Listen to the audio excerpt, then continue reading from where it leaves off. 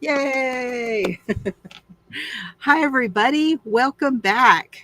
We are back for another round of showing what Lori got at Go Wild. Show and tell.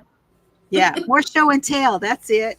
I went to show what my planner looks like first. Can you see it? It Now, says wild and beautiful. And I got somehow I'm supposed to be able to. flip it around No, so you can see the. Do I need to do that? no, I'm trying to figure out how to make you. Bigger? Well, that's better. Okay. I'm still playing with it. Go ahead. It says wild and beautiful. It looks like it's backwards still to me. Why is everything backwards lately? I don't know. I was wondering if I No, it's mirrored my something. camera. It's something in all of the settings, and I don't know how to change it. Anyway, this is what my thing looks like right now. I got gold, metal gold. Metal. Uh-huh. And then I made Cool. this out of Oh, yarn and I hang it on the bottom of there. That's what it looks like. awesome. Now, see, that makes it great. So when you go to pull it out off your desk, you can get a hold of it, right? Yeah. It's really soft. And so sometimes when I'm in meetings and I'm getting anxious or cranky about something that's being said in a meeting, I can it's almost like a fidget or a comfort thing for me. Right. So That's cool. all right. Shall we jump in? Or do you want to wait a minute? Hold on just a minute. Yeah, I'm trying to figure out. I'm playing around with these. No, I know it's not there in the settings. You can't see what I'm doing, but I'm pushing buttons back here, trying to figure some stuff out. I don't know. Maybe if I do. You went away, Jill. Aha. I figured it out. See, Okay, did you? I can make that happen for you too. Just like that.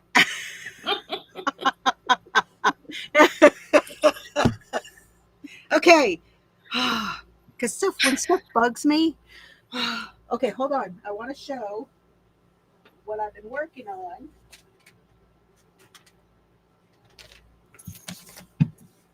Whoops. Cerberus. Cerberus can't keep his stuff together today. His Sometimes. he's lost his tag. It says, "Oh shit, I'm lost. Call my mom. She's freaking out right now." That's funny. I'll have to get him a new one because this one doesn't want to stay on. Okay. Put that on the list for next week when I go to Abilene. My granddog's tag says, I was chasing something. Can you have your people call my people? Aww. Or can you call my people or something like that? I forget what it says exactly, but it says, can you call my people? And then I think it probably says something like they're probably worried, maybe. I don't remember, but it's similar, but I like yours better. Do you have him chipped? No. We live out here in the country, so yeah. Not something you do in the country? No, not really. Nobody has readers. He doesn't go anywhere unless he's chasing a rabbit. Well, when they got her, they lived in the middle of the city on a busy road. Mm-hmm. So they decided to have her chipped. Well, now that I think about it, I wonder if they ever changed their address. Okay, now I'm going to go back to here and here. Now I'm going to show if this all works out right. The big screen will be your hands. Yes. Okay.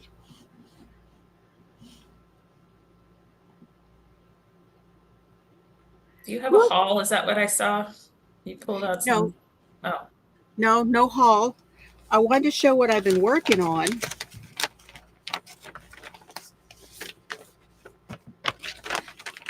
So this is going to be for my grandsons.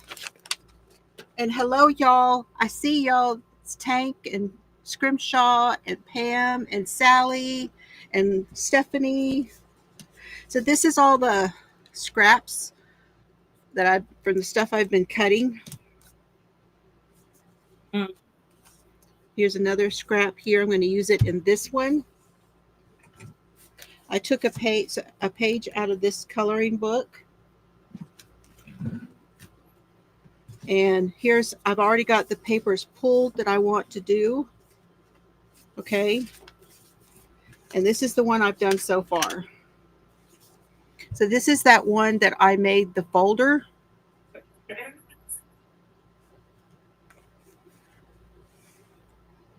See, there's the folder. And it's got this little spine on it. Nice. I learned how to do this on treasure books here on YouTube. And I see I'm going to have to re-glue. So that's good to know that whatever I've been doing is not sticking for some purposes. See, there's some here too. So I have to re-glue. So this one, this is a page out of that Harry Potter book for coloring. And I put it here. See, those are like belly bands. This is a piece that I actually colored myself. And I cut it out, fussy cut it and put it on there. Did you use sticker paper or were you just gluing it on from regular paper? This is right out of the coloring book. I cut it straight out of the coloring book and then used double-sided tape. So this is my first, what I'm calling my first signature to go in here. And the plan for this is I have some where Chelsea had sent the boys here with a book not last summer, but the summer before. And all three of the sets of grandparents wrote in that book. And so I got copies of what I had written in it. And I'm going to print that out and it will go in here along with the pictures from the different things that we did together. So there's that one. Then there's this one. And this has a pocket right here and a pocket right here. It can go from both directions.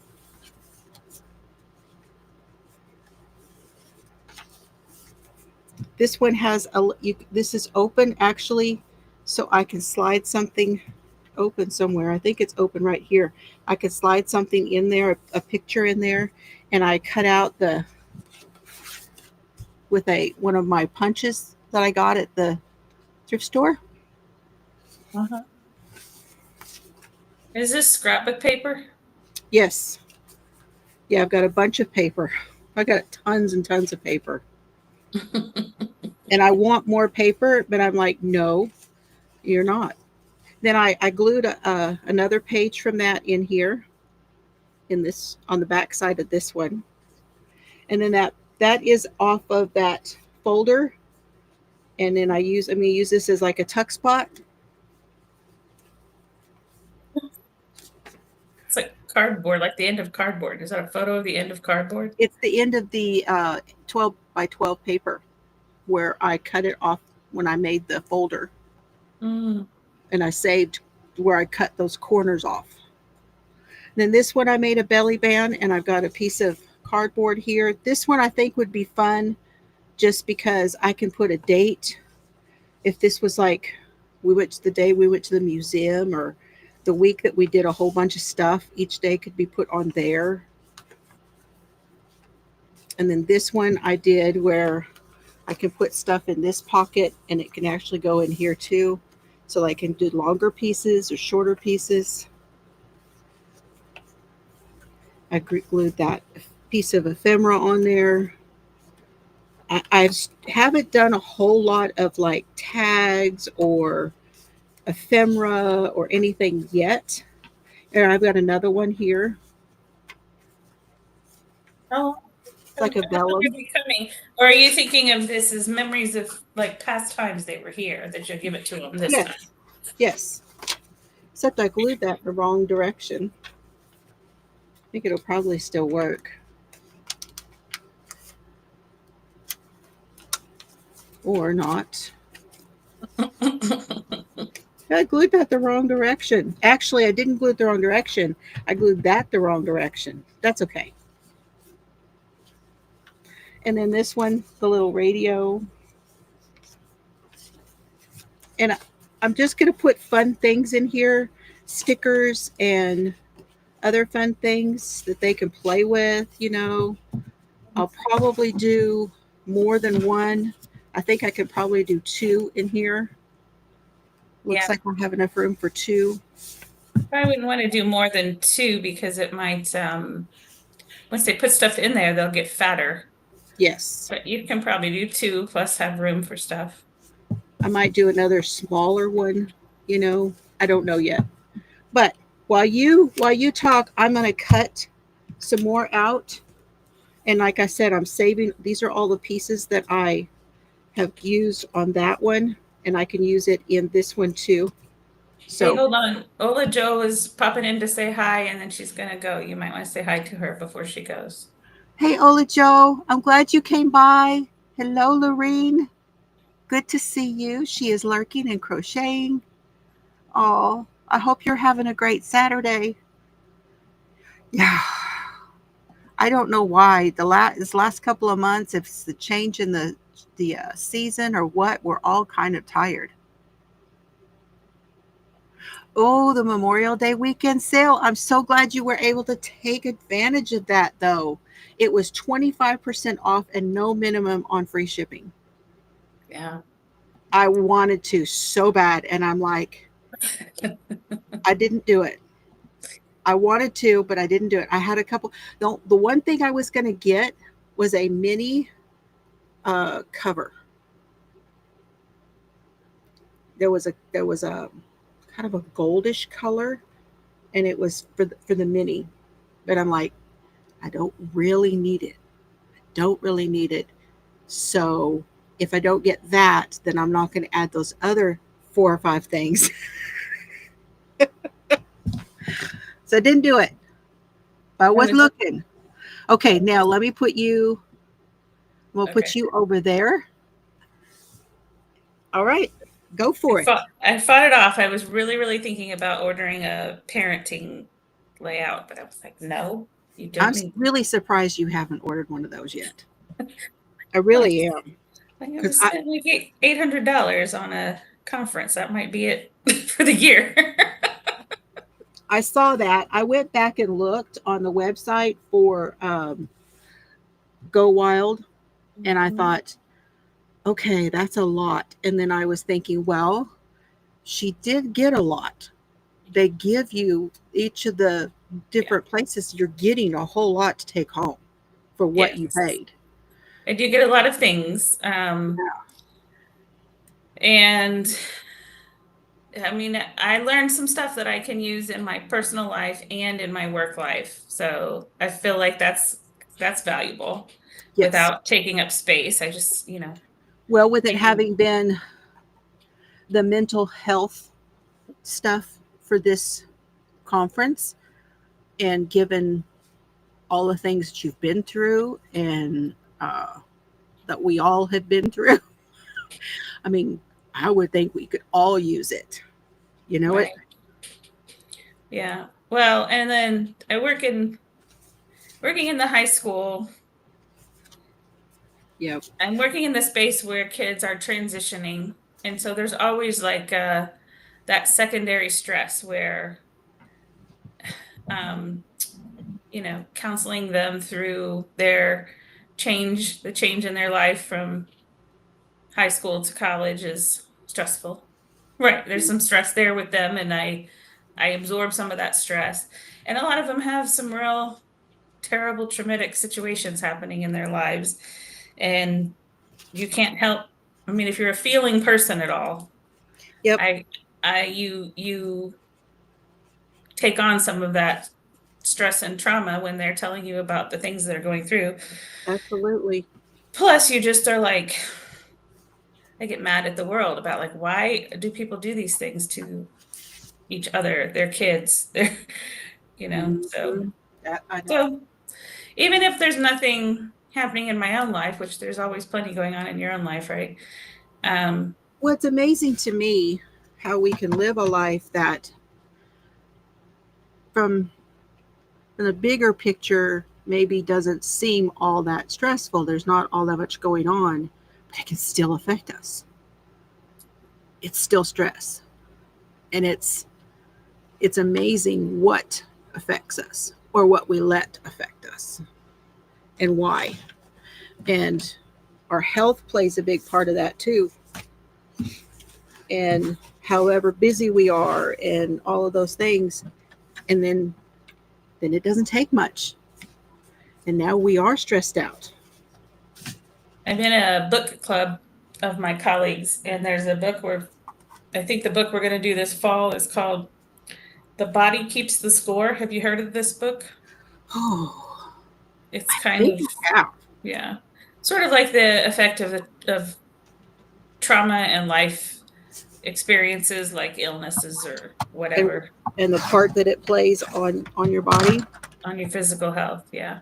Ah, And how that can go like be passed on generationally and stuff like that. I think. I don't know. I'll know more when I read the book. But all right, you ready for me to get starting talking yeah. about something more fun? Okay, so day 2 Hey, is Laura. it starts at 7:30 in the morning also. Okay. Um, but the tables aren't sponsored, so people don't it's not as big of a deal as far as the sponsoring, but because I didn't really know anybody else, some people I met there, we kind of walked in together and we just found a table to sit together that we chose because of where it was more than anything else. And then other people joined us. And on the second day, it's not required, but most people bring a little something to exchange with their table mates. Okay. So I didn't keep anything.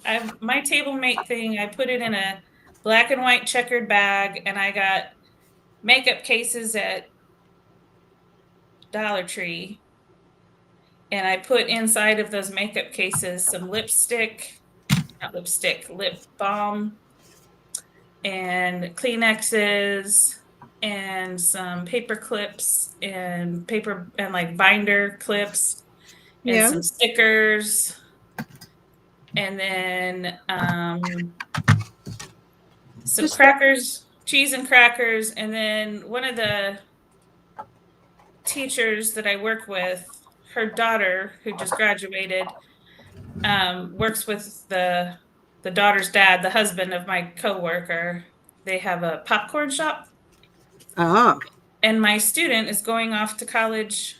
She's going to Livingstone College in North Carolina, where she's going to go to their culinary business program. So she'll learn how to be a chef as well as how to be like a restaurant manager owner. Oh, how cool. Because she loves to cook, she creates recipes all the time. And You ever gotten to eat any of them? yes, she's brings stuff like when we have like pitch-ins in staff or whatever. The coworker asks the daughter, my student, to make something for the pitch-in. So I've tried a lot of her things. And then she'll Okay. also bring stuff in like and give them to teachers or whoever around the school to like taste test, like which do you like better, this one or this one? And she's made notes about her recipes. Anyway, she created a flavor, popcorn flavor, that's called butter caramel, salted caramel buttered popcorn or something like that. Anyway, it's really good. Wow. So they made me little sample sizes of those. So that's what was my gift. Oh, and then another coworker of mine was teaching her kids how to use the Cricut machine. She's an art teacher, and she was Right. teaching. She teaches digital design, and so she taught them how to make vinyl stickers on the Cricuts. And so, as a project, one of the students made vinyl stickers for me that looked like the symbol for the Indy 500. How fun. So that was what was in my gift bag that I gave. I think I figured out I spent about only because these students were using my gift bag thing as kind of a school project or research project for their business or whatever. I think I spent $5 per person. So I think it looked better than it costs. But also, some people go really crazy or really go out there, like this woman. This, I don't know this brand or anything. Can you see it? It says Fun Owlet. And it's like canvas. It's pretty It's a canvas big. bag, yeah. Yeah, it's got a little carabiner on the end. And she has some kind of a shop, I think, because I remembered my glasses this time. It's called Crane Trails. It's her little contact card, has her name, and it says it's like lots of cranes. Cranes, okay. Crane Yeah. tails. Hi, Lainey. So, I think she makes these stickers. Here's and a butterfly. She's from like Montana or something. That makes sense. It doesn't really say. But anyway, she makes all these. She draws these and then makes stickers. I think I'm going to turn this light down. My husband gave me his ring light. I think that's the wrong way. Oh, that's going red. That's going blue. I don't know how to make it go down. Oh, there. I think you can see it better now. So she draws these and then makes them into stickers. Yeah, they're cranes, right? Mm-hmm. Those are the cranes. And here's more. Okay, there's another one. Cool. So those were kind of cool. I think she might sell these. Yeah, I'm not sure. I may do a lot of this only because I haven't got my new glasses yet. Mm-hmm. So I have trouble seeing right now. Part of my headache. Nebraska. It's Nebraska. Oh, Nebraska. I was going to say that does not. These say Crane Trust Nature Center in Nebraska. So I think she bought those. And then she's got some little, I don't know if this is sticker or not. It's like shiny on the back. So I think this is like sticky vellum paper with pretty designs on it. It is pretty. I like those. There's some more. Very nice. And then this is photography. So she took these photos. And then made stickers? And then turned them into stickers. Ooh, those are nice. And then again, it's all the cranes. So those are pretty. Nice. Yeah, those are pretty. And then there's all these pretty washies. Let me put them in a better order. Here you go. So there's 2 of this size. And this one has flowers. I think that's like 1.25 inches or something like that. And this is washi tape. It's very like Japanesey looking to me. Yeah. And then these are this size. I don't know how to make this thing not so bright. There should be a button for intensity as well as. Here we go. This one has minus on it. There we go. And it's kind of, it's got it's going to shine a little bit, yeah, because it's foil. But this one looks a little bit like the sky, like cloudy skies. Hi, Cindy.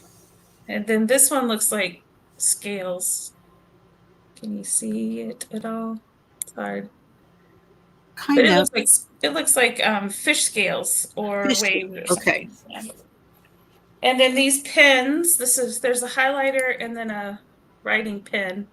And the container is recycled plastic. It's made from They look recycled plastic. square. Are they square? No, they're round. Oh, okay. I don't know why they look square. Okay, all right. For a minute there, they looked like they were square. Hold it over your left shoulder, maybe. Yeah. And then these are little tags. There's 5 different little Oh, yes. themes. And there's a whole bunch of like tags. They're Page flags. page flags. Yes, that's it. And this is the same company, this Cognitive Surplus. Recycled plastic on here. And then this is the same company. Page So this flags. is Uh-huh. recycled paper. It's something about the ink is vegan ink, I think she told me. And the Right. adhesive on this and this are Soluble, probably. something good for the environment somehow. I forget what she told us. Yeah, probably. Kind of loud. They had soluble of music some playing. sort. And that was all in there. So that was one. And so I was like, wow, that's a lot more valuable stuff than what I put in mine, but whatever. That's awesome. Yeah. So I got that one.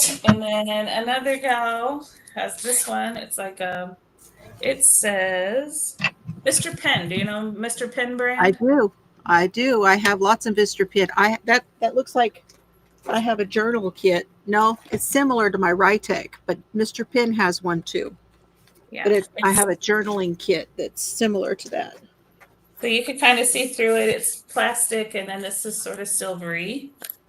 I love Mr. Penn. Mr. Penn has some awesome stuff. Artist Loft. This is not turning this volume down. It's like turning, or this up there. It says Artist Loft. Uh-huh. And it's like red. I've never tried Artist Loft pins before. I think those are Michael's. Grabby washi tape. Ooh. And then I don't have any there. Washi. Her name is Beth, and I can't remember where she's from, but this was her contact card. Wow, that's fancy. I can't make it work. It's like a bookshop. And then she got this from JoJo's Pretty Paper Shop. I've heard of JoJo's. And then she made these. It says Beth, Go Wild 25 on the back. Oh, how cute. Hand drew and colored the lavas. Yeah. And then they look like watercolor. Some vinyl stickers. Book lover. And this says, Sucker for Morally Gray Men. I don't know exactly. I don't know if that's from 50 Shades of Grey or something. I'll be giving that to somebody probably. Huh. Finish your TBR. It says, finish your TBR.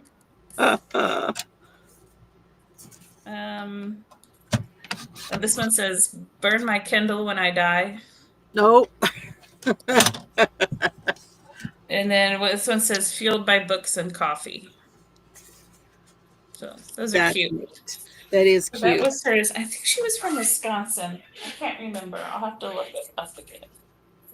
And then one person gave us this little, just like this, just in a little plastic baggie. Oh, which is nice. And it's got all kinds of things that you might need that day. So like there's a hairband, a hair tie. Ooh. And these are where you crack them and shake them up for glow sticks. This is for the pajama party that night. And then there's gum and Skittles. And you're kidding me. Laura did not buy any yarn at the yarn deal. How could... I bet Lori gave you some. At the yarn what? She went to Lori's store. She went to Arkansas Yarn Co. and she did a trunk show. Well, I would have to buy at least one thing. So, be right back. Yeah, so just all kinds of little candy. And survival stuff. things like, yeah, it's just in this little thing, but man, there's a lot of stuff in there. Some little things for your teeth and some llama stickers. Now you got lots of ideas for when you go next time, right? Yep. And a thing to put in your water, like a flavor your drink. Oh, and a sucker. Ooh. So that was pretty cute. And then she brought extras to give to the volunteers that helped our table, which I thought that was a good idea that I didn't even think of. And then this gal was from Reno. Ah, Her name was Jess. Reno. And then she's got these little pads of paper that look like stuff that would be at the racetrack. Oh, the racetrack. Yeah. And then, what is this? A little pin with the flags. flags. And then this is a keychain. It has a race car and racing flags. And then this says start your engines. And then this is a little llama. I might try to take this off and make this into 2 keychains. Or maybe I will put a hook on this one so that I can hook it onto my planner like that other thing. She came in a plane, so hers was smaller because she had to pack it in a plane. And then I don't know where some of this stuff came from, honestly. And then this one, it's another nice. This could make a nice makeup bag. It's big enough. Yes, it would. Makeup bag. It looks like you can wipe it off too. Yes. And then this has. This is the gal from my area that I met. I need to contact her. She was on a crutch. She was having knee surgery the next week. I need to reach out to her and see how she's doing. Oh, look at that. This is one of those things you put around your coffee cup to keep it warm. Yes. Or protect your hands. And it's got stacks of books. Laura's got a tote with books on it. Do you have any left, Laura? Some candy that says tropical llamas. Ooh, trolls. Trolley. It's trolley, but they're llamas. Tropical I'm not llamas. big on do you like the chewy stuff? No, my kids will eat it though. Yeah. Oh, look at there. And then this says reading log. That's fun. Reading logs. You can copy that.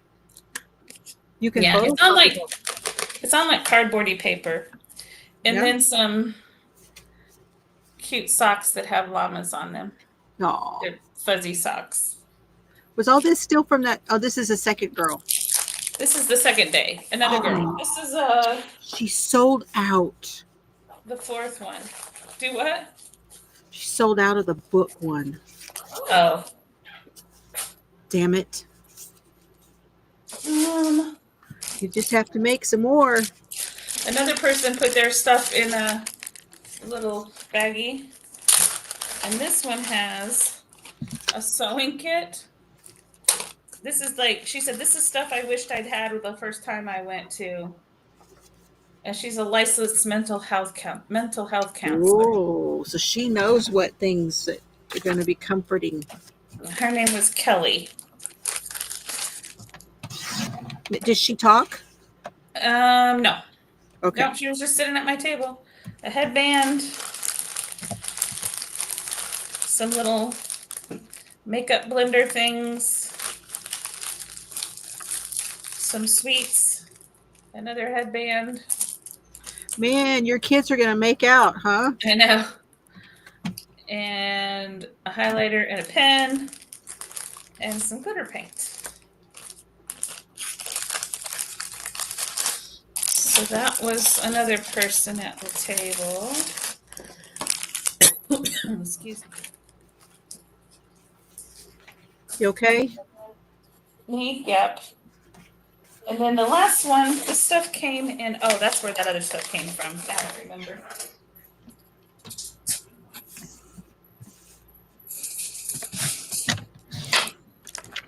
Where did it go? There we go. And this person, she gave us stuff in this bag, but it tore. No, that's not that one.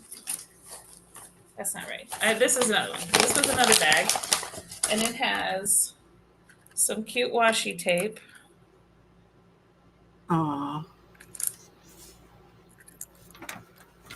Bandy, B-A with a tilde and D-E. It's some kind of Japanese company.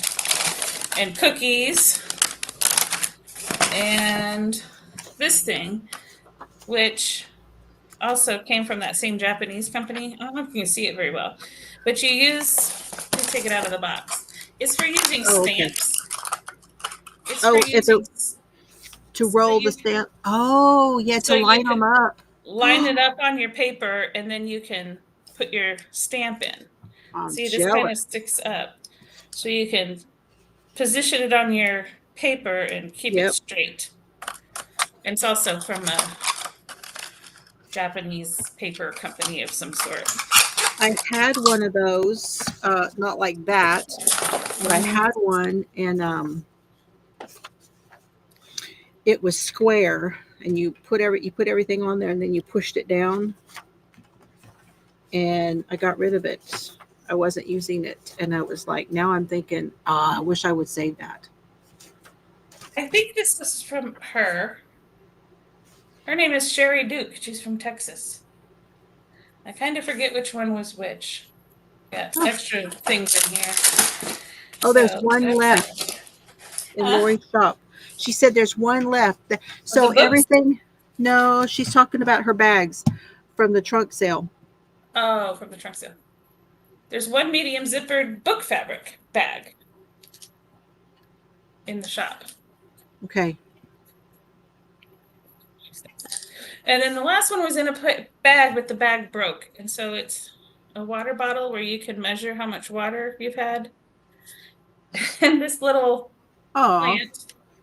And then a chip and some candies was in that one. A lot of the girls use the plant for Instagram shots, stuff like that.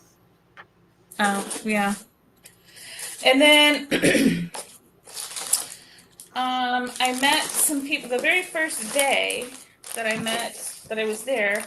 I met somebody who is in the same kind of line of work I'm in. She works at Syracuse University, and she comes to Indianapolis a lot because she works with sororities. So she's works for the university, and then her job is to like coordinate with all of the sororities on their campus.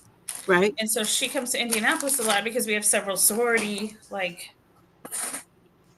don't know what the headquarters, sorority headquarters in Indianapolis. So she's here a lot. So we connected. We're going to try to meet up when she comes for work.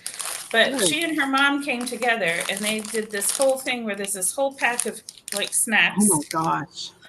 And then there's also this little box in there, and it has self-care stuff. So there's lip balm and napkins, Kleenexes, wipes. Wow. Little bag balm. And some. That's good stuff. And some face masks. And then this little thing I could use to take my lunches in. I could make salads and whatever and take lunches. It's pretty. Yes. Is that does it say on the back what brand it is? There's some Pioneer Woman that look kind of like that. She didn't say. I think she said she got it at Dollar General or something. Maybe it doesn't say. It just says freezer safe, top rack dishwasher safe. I find that hard to believe. Microwave safe, made in China. I think there's a Pioneer woman that looks kind of like that. Maybe. And then their little contact cards are so cute. This is sort of what they look like. This is the girl that works at Syracuse. Oh, it She's is from, cute. I think, whatever state that is. Is that Texas? Yeah, that's Texas. Yeah, I that's think Texas. she's from Texas, but she's living in New York now. And then Oh, this is the other. those are cute. Aren't they cute? They look almost um, like they look like real animation from real movies. Mm-hmm. And then there's some cute stickers in here.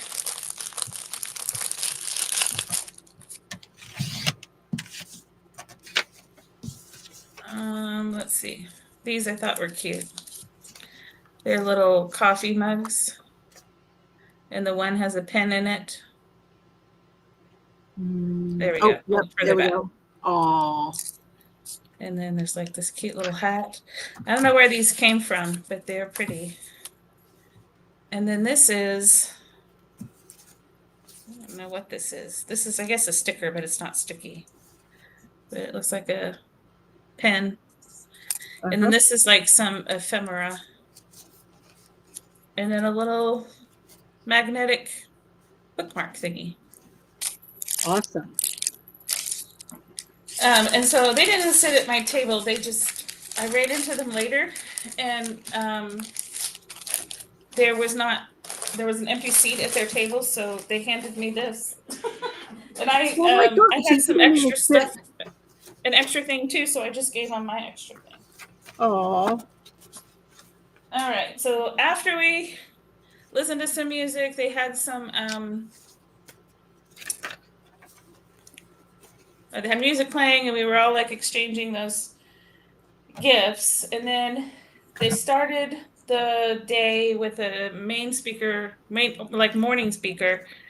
was her name is Mo, and she runs Pipsticks. I think we talked about Pipsticks. Oh yeah, we did. Because I bought stuff from their naughty. Man, I was eyeballing that again today, actually. The Pipsticks thing. Yes, there was some cool stuff.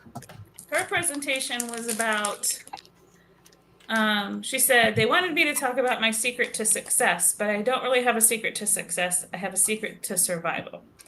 And she talked about having 4 kids and starting a business, and how the thing that she feels like really made a difference in her being able to manage all that and be successful in all that was to establish a morning routine before anybody else was up and about. Heather Kell has said the very same thing. Yeah. If they get up and about, and she's like, I have a designated space, and when I'm in that space, that's my time. There's like, to the family, don't bother me here. I will be out in an hour. Go see your dad, whatever.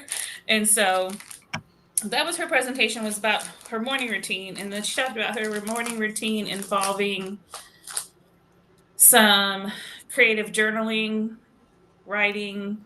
Sometimes she said, I just open a booklet and look through some stickers and make a sticker collage, maybe write just a few words about why is this sticker resonating with me today, or what's something that's happening, or whatever. Right. And so she had this whole presentation. And so then after she got done talking, they handed out these things. So there's a sticker sheet with airplanes. These are the Pipstick stuff? Pipstick stuff, yeah. And this is called a traveler's notebook. I love traveler's notebooks. I love them. And then this is what the sticker pack looks like. One of the sticker packs that comes to your house looking like this. Yeah, I've seen Summer open those. Right. I haven't even opened this one, so I don't know what's in there. So we'll open it together. Oh, cool. It's making a lot of noise. It's very sticky. I guess if you're going to send it through the mail, you got to make sure it's not coming open.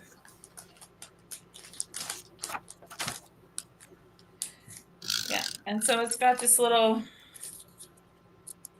June 2024. So these were some leftovers from 2024. So it's got like a little activity thing in there. This is her. She's the one who started Pipsticks? And that's the one who spoke there? Yeah. Cool. So this is kind of cute. It's just like a little activity thing. And then this is the inside comes in another little package that's see-through. And I think I've seen people open this on TV, on YouTube.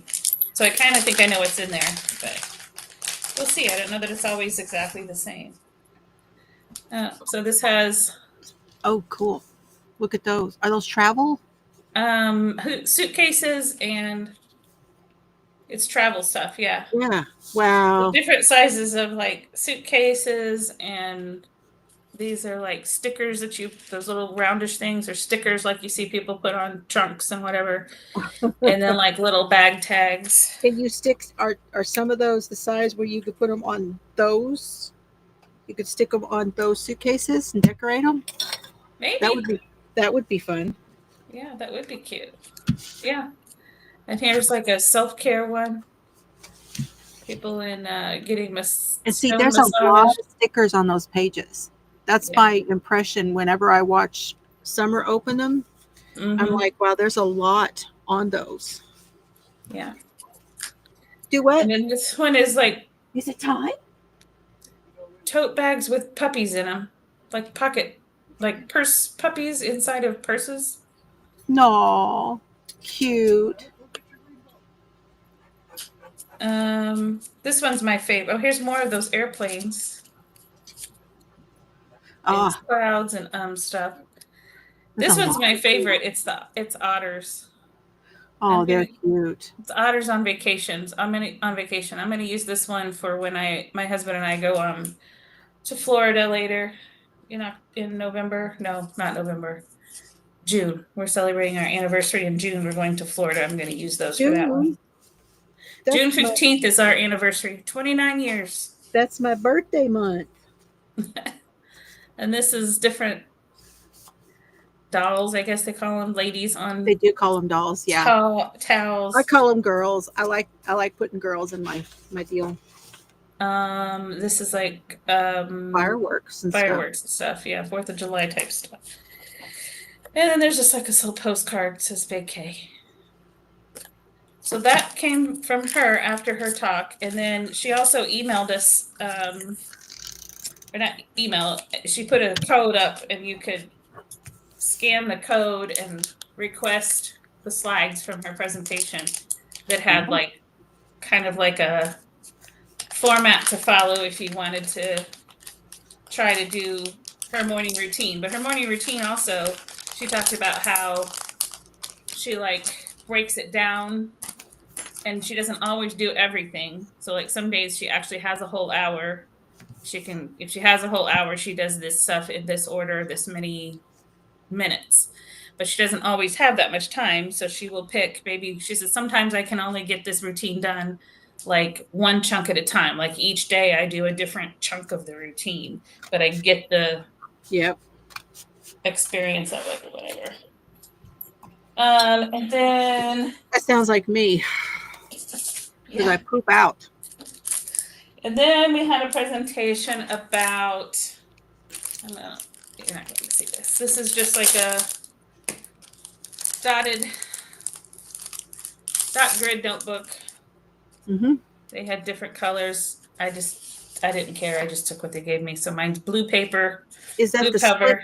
Slick cover? No, it's just like paper. It's probably something meant to go into a traveler's notebook. What size is this? Right. Maybe the A5. Oh. It's given by, A5 size dot grid, made in Japan. And it was given by Jenny Bick Custom Journals. I'd never heard of her. Where I'm looking, when people say, what size is this? You can tell me the measurements and I'll be able to tell you what size it is. I have not done it yet. It says A5. I'm sure you can look up what are the measurements of an A5 book. A5 is good enough for me. But see, it's stapled. It's not stone, but it's stapled, and it kind of reminds me of there's something in there, like a traveler's journal. Uh-huh. I don't know what this.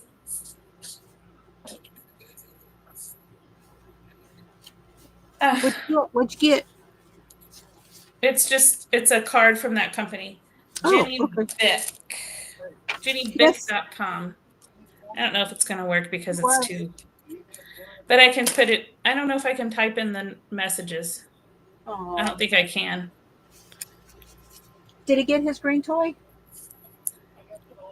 Okay. Maybe I can do it on my phone. I can do it on my phone. But anyway, what the point of this one was, and then we got this really nice pen from Pentel. Yeah. Oh, yes. I think it's blue. I don't know if it's blue or black. Here's a piece of paper. Oh, I didn't even take the plastic off. I think I might have gotten blue, but I don't mind. I kind of like blue. I like blue pens sometimes. It's more energizing. Yeah, I think it's blue. But anyway, it's just a ballpoint pen, but it's really nice. Nice. Yeah, And you don't see them as much anymore. You see a blue or lot of ballpoint. black these days. Yeah, black is apparently the more popular. It's more It neutral was, to everybody, I guess. I don't know, but when something I'm writing on, like if I'm writing in a journal or a planner and it's got black, like the time is black, the date is black, Yes, the lines are black. Sometimes if I write something in black, it just kind of blends away. So I like exactly. having blue because it stands out more. Yep. It also is less common that something gets printed in blue over black, so it's actually a signature. Like when I'm signing my name for I something, know. like I'm signing off on documents for students, I prefer to use a blue pen. Anyway, so this was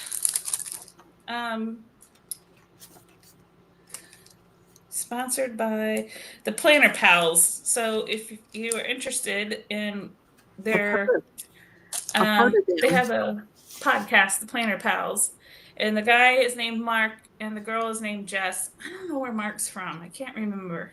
He's from the States somewhere. And he's really into, he's more into like the Japanese paper and the Bujo. They're both like Bujo bullet Yes. journal people. Bullet journal stuff. Yeah. And then he's really into fountain pens right now. Mm-hmm. She does bullet journaling and is more into like gel pens and stuff like that. I think he's called Mark Pages. Mark the Pages. Yes, that's him. Mm-hmm. Yes, he's very pleasant to listen to. Yeah. Well, they have this Planner Pals show, and so they kind of did a bit of a version of their Planner Pals show there, where they kind of had like banter back and forth. But they did talk about how you can use a bullet journaling in even a small little booklet like this to like organize your tasks, to-do lists. So they talked about brain dumping. They talked about the Eisenhower method of organizing, like prioritizing your tasks. I took some notes from him on one of his deals. Mm-hmm. Yeah. Very basic bullet journaling that you could start with and then expand on it. I don't feel like I'm disciplined enough. Yeah. I mean, there are times where, like, sometimes I feel like that's probably what's going to happen to me as I buy up these, I get stuff free at the Teachers Treasures thing. And, which is like people donate stuff to this organization, and then people who work in schools can go and get 1 or 2 items of each type. Right. Oftentimes there will be expired planners there, or nearly expiring planners. I just picked up I think I just picked up 40 of them, because you could get so many boxes of these planners. because they're halfway gone. Like they're 2025 planners. But for my purposes, I'm doing a senior jumpstart program for our rising seniors that'll be applying to college this fall. It's Right. perfect for me because I can say, take this planner, it doesn't cost you anything. Map out, like actually take this list of due dates, and the act of flipping through the calendar and writing things down and seeing how much time do you really have to get this thing done, Yes. seeing the number of pages that you are between now and the due date helps you visualize more how to break up your time and stuff. So it was perfect for me. I didn't have to buy them. The kids don't have to buy them. They can kind of test out whether or not they like having something to write down due dates in.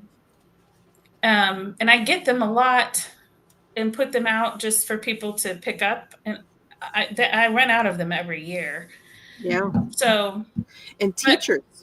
yeah, so I I mean, get stuff like that all the time. Knitting artisan, is that Laura? Cindy. Cindy, I'm actually not a teacher. The place is called Teachers Treasures, but anybody who works in a school can go. I'm basically like a college counselor. My title is college specialist. I'm not a licensed counselor. I don't have to do all the mental health supports. I don't have to do the scheduling of classes, making sure kids are getting their credits. I really only work with kids who are going off to college and helping them with all the steps to get to college. But you're So, thinking about getting your thinking about getting my master's in counseling, but I really don't want to do all the counseling. how But many I think I end up doing some counseling because it's a really stressful time. There's yes. a lot that goes on. So I'm thinking about getting my master's. So maybe I will have a little more Well, tools in the chest when kids come to me with issues around college. I will have a little bit more. how many Talk hours would about. something like that be? Is that like almost like a doctorate kind of thing? It would be a master's program. Masters, okay. Mm-hmm. There's a program at one of the universities here. It's the cost is what the problem is right now. I'll probably have to wait till my son is out of college. And when we're done paying for his college, then I could maybe get a master's degree. Or there's a program I can apply for next summer. I have to have been in this position for 5 years. And so I will be in this position for 5 years. Next summer, I can apply to get the district to help me get that certificate, Good. that degree. Anyway,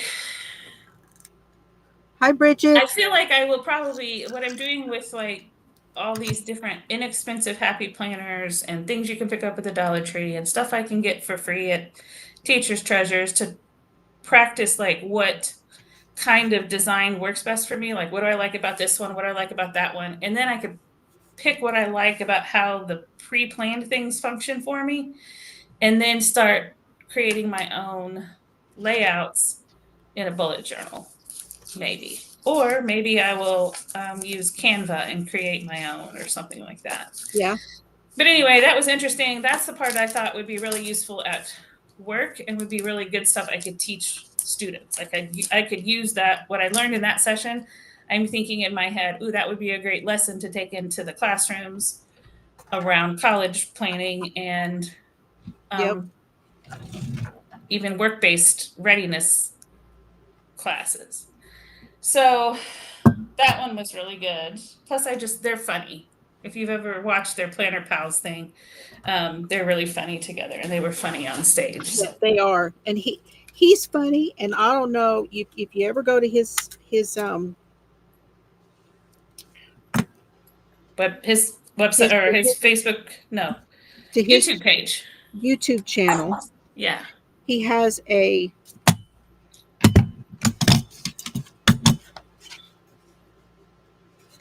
video that he did with his brother. Oh, really? His brother is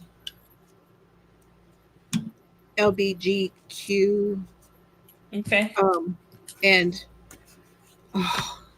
it is hilarious. I mean, hilarious. His brother is not a planner. He's a hairdresser. Oh, okay. But it is so funny. He's a riot. So that did not work out. I tried to staple it. That did not work, y'all. Have you It did not. tried sewing? Have you tried sewing and sewing signatures I've got my together? sewing machine all set up, ready to go. So I may wind up doing that with that one Do because you I know like isn't there like a particular needle you need to use so it doesn't break and bend? not particularly. I bought some, and Laura told me they would work. So I've got to Okay. I've seen people talking about sewing with paper, and I feel like there's a particular needle.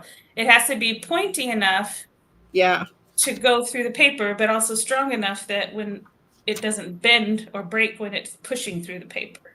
yeah. I'm gonna experiment. Mhm. That's what I plan to do is experiment a little bit. Hi, Gracie. The the curriculum at my school where I teach is International Baccalaureate, is what it's called. And Okay. there's a student or in their 10th grade year, like at the end of the 10th grade year, like all year long that year, and then towards the middle to the middle part of the end of the year, they give a presentation, but they come up with something called a personal project where they are Right. to it's to practice and demonstrate all their organizational skills they've learned around planning out doing a project, making all the documenting all the pieces along the way, and then presenting it at the end. And then they can just pick whatever they want to do, really. You can do whatever project you want to do. What we're grading you on is your planning process and your reflection on how things you planned it out worked and didn't work, and your presentation skills. So Okay. one girl, I don't know what, I didn't get to talk to her at the booth thing. I just saw her display when they were after they set it up. I kind of went through before everybody got there, and I didn't get around to talk to every student. But anyway, she was doing hand sewn bookbinding. And so she was hand sewing together signatures, and then she did some kind of leather work where she made like the wrap to go around the signatures. And Yeah. then she had also drawn pencil drawings or whatever, and then like gone over them with inks and paints and embellishments and stuff. Just so it's just basically an art journal, but she cut and sewed all the paper and made the binding and all of that stuff. It was really cool. Okay, so then the last Good night, Stephanie. session, I think this was the last session, was I don't remember who it was, but it was sponsored by Edding, this pen people I was talking That's about. that new company. Uh-oh. I gotta go get my medicine. Okay, you want to go do that real quick? Oh, thank you, Tank. Tank, you're a sweetheart. Is she leaving? No. No, she sent me something. Tank, thank you. Okay, I gotta grab my medicine. I'll be right back. I'll forget if I don't go get it. Oh. Okay, I'm gonna look at the notes. Yeah, it was really interesting, the bookbinding stuff, because her poster she had like went through all the things she had to learn about, and she had to figure out what would be the best paper for what she wanted to, the art she wanted to do in it, and then she had to figure out how to bind it together. So there's different ways to bind things, and she decided to hand sew binding, and I think she had to she either went to a special store or she ordered online somewhere. But she also learned that some people put wax on the string, and you can either buy it that way or you can do your own. And so she bought some and decided her next project was going to be to try to make her own wax, whatever. Just really interesting how when you give them an opportunity to just go and research and do something they want, what kind of stuff they come up with. They're like 15 years old, and some of the things they come up with, I'm just like, wow, never would have occurred to me, and I'm a lot older than 15. So. Oh, Lefty was cleaning up her stuff. Now she's going to watch baseball. That's what Yes. my husband and son have got the man cave. I think I might have told you this. They have 4 TVs down there. What? One wall has 4 TVs on it, and they're big TVs. Oh my gosh. Takes up one whole half of the basement. Family So room. they have more than one game going at once? We have baseball and basketball. The Pacers are doing really well. The Indiana Pacers. I think that they are, for my purposes, I don't think I really need to put anything else in them. Do you know what I mean? Just for a keepsake kind of thing. I mean, as in, whew, my back is seizing up. I vacuumed today. Mr. Fiber did the mowing, so I did the vacuuming. And now my back is going. So hopefully my muscle relaxer kicks in and helps me out. I don't know what we're going to do when our kid moves out mowing the grass. We might have to buy a lawn mower, like a riding mower. Or maybe we'll just move to a condo where they do that for us or something. It's not fun. He mows with a push mower out here.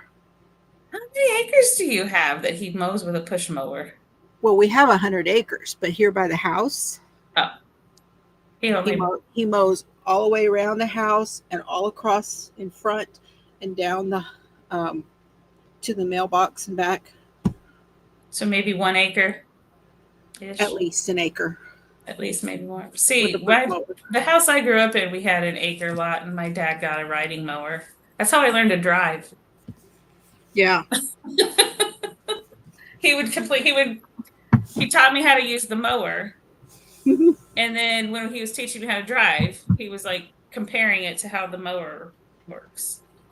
Okay, hold on. It's kind of interesting. I gotta get something real quick.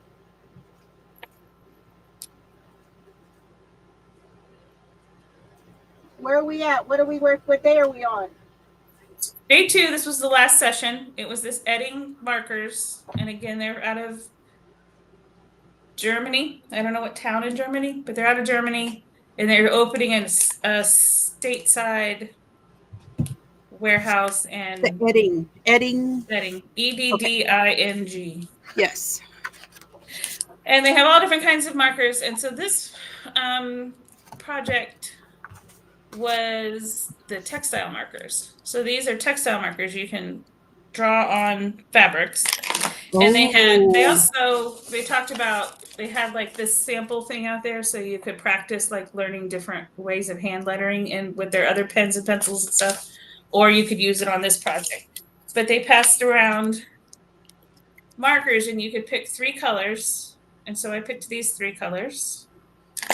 And then they passed around these things and there were different sayings. This was the one I picked. It says just the right stuff with WRITE. And then these. It's a little thingy, little canvas zipper bag. And then you take this and you put it inside like that, and then you could see it through there. I don't know if you'll be able to, if I do it this other side, if you'll be able to see on here or not. Oh, and then you write it on there. See how you can see through it? So that's how it looks so pretty, is because I put this down in there and then I just traced it with the markers. You did it. And then I just traced it with the markers. That's what I need to start doing. I need to start tracing. Yeah. So they said, you can do that in your journals and stuff too. You just print it out on your computer, really dark, thick, and then you can put it under your paper and you can trace. That is exactly what I need to start doing to learn it, because I'm having the hardest time learning how to do that. Okay, hold on. I'll go over and look. And then they said if you can't see it well enough, you can somehow I never figured it out, but somehow you turn the light on your phone so that your screen is like a little tiny light box. And so then you stuff you got your bag and you put your paper in, and then behind the paper you put your phone, and then you got a tiny little light box to help you see. But Oh, I have a light pad from diamond painting. I So have a light pad too, a I small was one. I thinking never I have gotten the could. big one, but I've got the regular standard size one. So I was thinking I could do this with my happy planner paper or whatever if I wanted to. Um, what I was actually thinking was I could take my happy planner sections I like out of the happy planner. So like I like this section. So like I Yeah. like the week to look like this, but then I also like having this weekly dashboard or whatever. Instead of trying to pull those pages together, I could use the light board, whatever, and lay what I like down on there and put a blank paper on top of it and trace it and then use that way, maybe. I don't know. But anyway, that's what we did. So now I have another pencil case that says just the right stuff, and I'm gonna keep my I like that. textile markers in this one, and I might buy more at some point someday. So I that like was the it. last session. I'm looking, but I And don't see the book bag. well, she just says I was wrong, sold out. Okay. So either it was Oh, there and one of us who saw it, that it was still there, went in and bought it, or somebody. or she just looked at it. Who knows? Oh, Or I somebody. want to It see either. that one bigger. So then the very last, like, structured presentation time where we were sitting in the room was the keynote speaker, and it was John Green. He's a Okay. local author, and he Yeah, writes. you were Huh? talking about he's the one that writes ch- uh, He, teenage. yeah, he became famous and made lots of money writing stories for young adults. So the three that people know about are something about Alaska, and I can't remember the name of it. The other one is Paper Towns, and there's been a movie about Paper Towns. And then The Fault in Our Stars is the one that hit really big. Yeah, that's the one. Somebody said there's a movie. Mm-hmm. There's a movie about Paper Towns too, but I don't think Okay. it was a theater movie. I think it was a like Netflix movie or something, streaming movie. And then Fault in Our Stars was in like movie theater. So his latest book is not a young adult book. It's about tuberculosis because his philanthropic work is around healthcare in struggling countries. Hmm. And so he was in Sierra Leone working on a project with his brother and his wife, I believe, where they have been learning about what is needed and what's going on around maternal child health in Sierra Leone and other Where countries in Africa. Africa. I was going to say, is Mm-hmm. that Africa? Because I was trying to remember. I'm terrible with geography. Mm-hmm. I'm terrible with African geography. I kind of know what countries are there, but like where they are in the country, I'm not good at.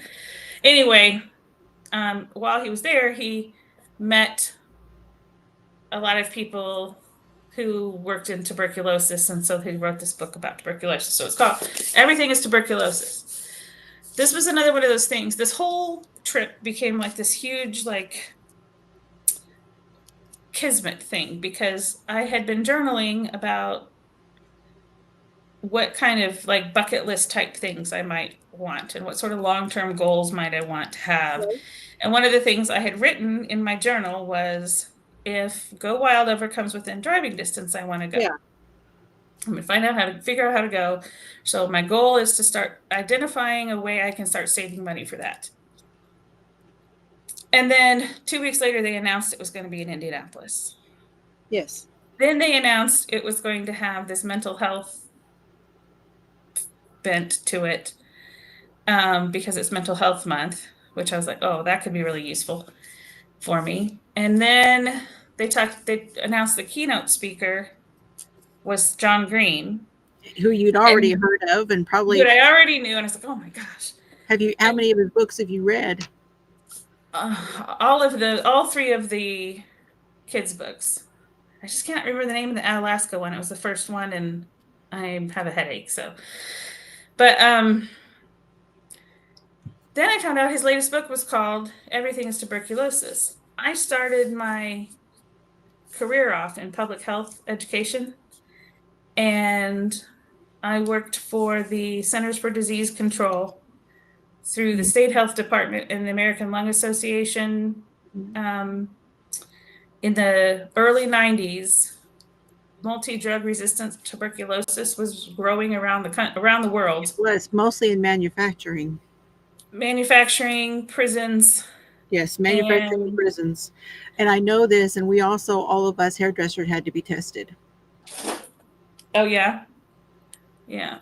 We used to have to be tested for TB. So TB was pretty much like gone from the country after the antibiotics came around. Well, then after years and years, as bacteria and viruses and stuff do, it had mutated and started becoming resistant to the first line drugs that were developed. And so there was new science, new treatment planning, all of this stuff that the healthcare workforce had no experience to speak of from tuberculosis, like no firsthand experience with tuberculosis, just like a unit they did sometime in college, probably. So there needed to be this whole re-education. Really weird to me how obscure that was. Right. You know what I mean? And the only thing they had was that prick test. I mean, that was the only thing they really had for anything. And they weren't really controlling it. They were testing it. But I don't know that they were actually, because like in manufacturing, it was spreading like wildfire. They weren't really getting people taken care of and getting them out and back to work safely, and before it just kept spreading. What was happening in here, and probably was happening in your state too, was the farm workers. So there's migrant workers who move all around the country following the harvests, and they live in small caravans. And that's what was happening in Indiana anyway. So there's a combination of a change in how prisons were managed, as well as like some prisons were closed, and so like crowding got bigger, like there was more crowding. Also, some of the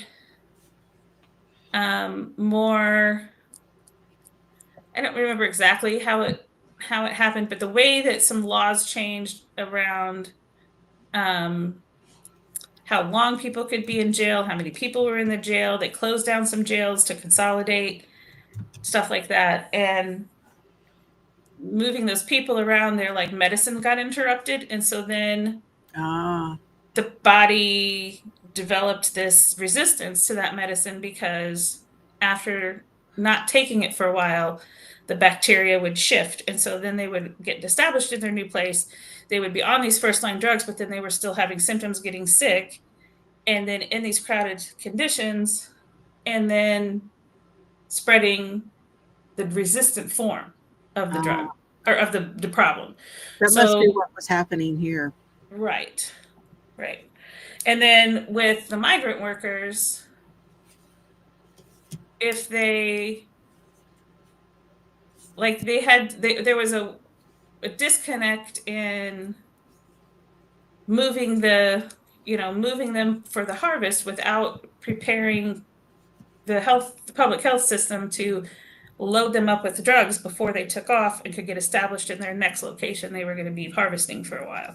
So that's kind of like there would be interruptions a combination of interruptions in the treatments of the first line drugs caused people's disease to mutate and become resistant to those first line drugs. And when they would mutate and become stronger, they would become infectious again. And so when they would infect someone else, they weren't infecting them with the first level, they were infecting them with the resistant level. The resistant one. But they would show up as symptomatic of tuberculosis. They would try to treat them with those first line drugs, which didn't work and just strengthened the bacteria against it. It got more. And then it just balloons, right? So that's what was happening in this country. So that's what my work was I was hired by the American Lung Association to administer a grant that was given to the American Lung Association from the state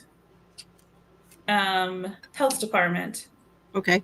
to manage this education program of all the healthcare workers in the state of Indiana about what's going on with tuberculosis, what the new research shows, new testing and patient education materials and all this stuff. So like everything had to be rewritten. So I oversaw the editing of all the education materials. How often were you having to rewrite all that stuff? Well, they hadn't written anything for years and years and years. I don't know how often Oh, it's been okay. rewritten, but it was basically just we took what was existing and had to go through and like update it. So the CDC was feeding the states Hey, Melissa. all the latest information, and then we were having to edit our education materials for our healthcare systems in our states. However, we didn't really we worked together through the CDC. So like I was on a committee of people from all over the country, and I would have meetings with people at the CDC in Atlanta. I mean, this was years ago, right? So probably 28 years ago now. Wow. 27 years ago now. Well, and yeah, you said 90s. Yeah. And so it was at the very beginning of distance meetings, like what we can, like what we're doing now. Like a Zoom like stuff. cutting edge technology, right? So there were people. Did you know they shut down Skype recently? They did. Skype was one of those. They shut that down. So I've been doing meetings like I had been doing virtual meetings back in the 90s when it was like hardly anybody did it. Yeah. But anyway, so I worked in like tuberculosis education. So I was like, oh, okay, it's John Green writing a book about tuberculosis. It's like, I have to go to this conference. It was just like one thing after another, like the cosmos telling me, you should go to this. Right. It's got so much stuff. So anyway, he talked. It was really interesting. His primary presentation was about the importance of community and building relationships and community around common interests and stuff like that. It was really interesting. And he's very funny too. And then after his presentation, they did a wrap up, and then they came around and gave everybody this bag. It says Go Wild Indy. Nice. It's like a reusable shopping bag like thing. I was gonna say it looks like it's it looks like a reusable. And it had tons of stuff in it. A bunch of food. Uh-oh. Candy, stuff like that. Somebody get into it? Huh? Did somebody in your family get into it? No, I've told them they can't until I show everybody. But see, Oh. all that food. Wow. And then one of the people was, so this and this and this, I think, came across the street at our convention center from the planner conference. The first 2 days of our planner conference were the last 2 days, or the first day of our planner conference was the last day of a snack industry convention of some sort. Oh my goodness. So the organizers from our conference, did your lights go out? Blink? Yeah, they blinked. Why are we blinking? Is it windy again? I don't hear anything. Hold on, I'll check my weather. Well, the people who were organizing the Go Wild went over to this convention to say, hey, I see you're wrapping up for the day. Does anybody have any stuff they don't want to take back with them and would rather just leave here? We've got this conference starting and we'd love to, put it in our goodie bags for them at the end. And so a bunch of people gave them stuff. And so that's where a lot of this stuff came from. Yes, there is chocolate in here. Milky Way, Snickers, and this thing, which I've never heard of, but I think this might have come from them too. Chromables. I don't know. It's some kind of healthy snack but it's Wow. chocolate based. So that was in there. Well, you And got then some we really cool stuff from them. Yeah. I think there's some power fluctuation going on for some reason. There's no storms. So just so y'all know, It might go away. I'm getting little brownouts. I don't know what that is. And if it's long enough, it will cut me out over here.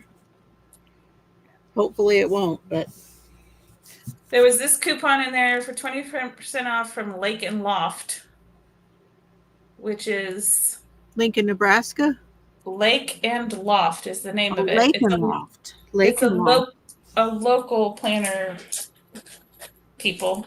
Oh, And then a whole bunch of stickers. There's these cute stickers and this cookie. and you have enough stickers right now. You would not have to buy stickers unless you.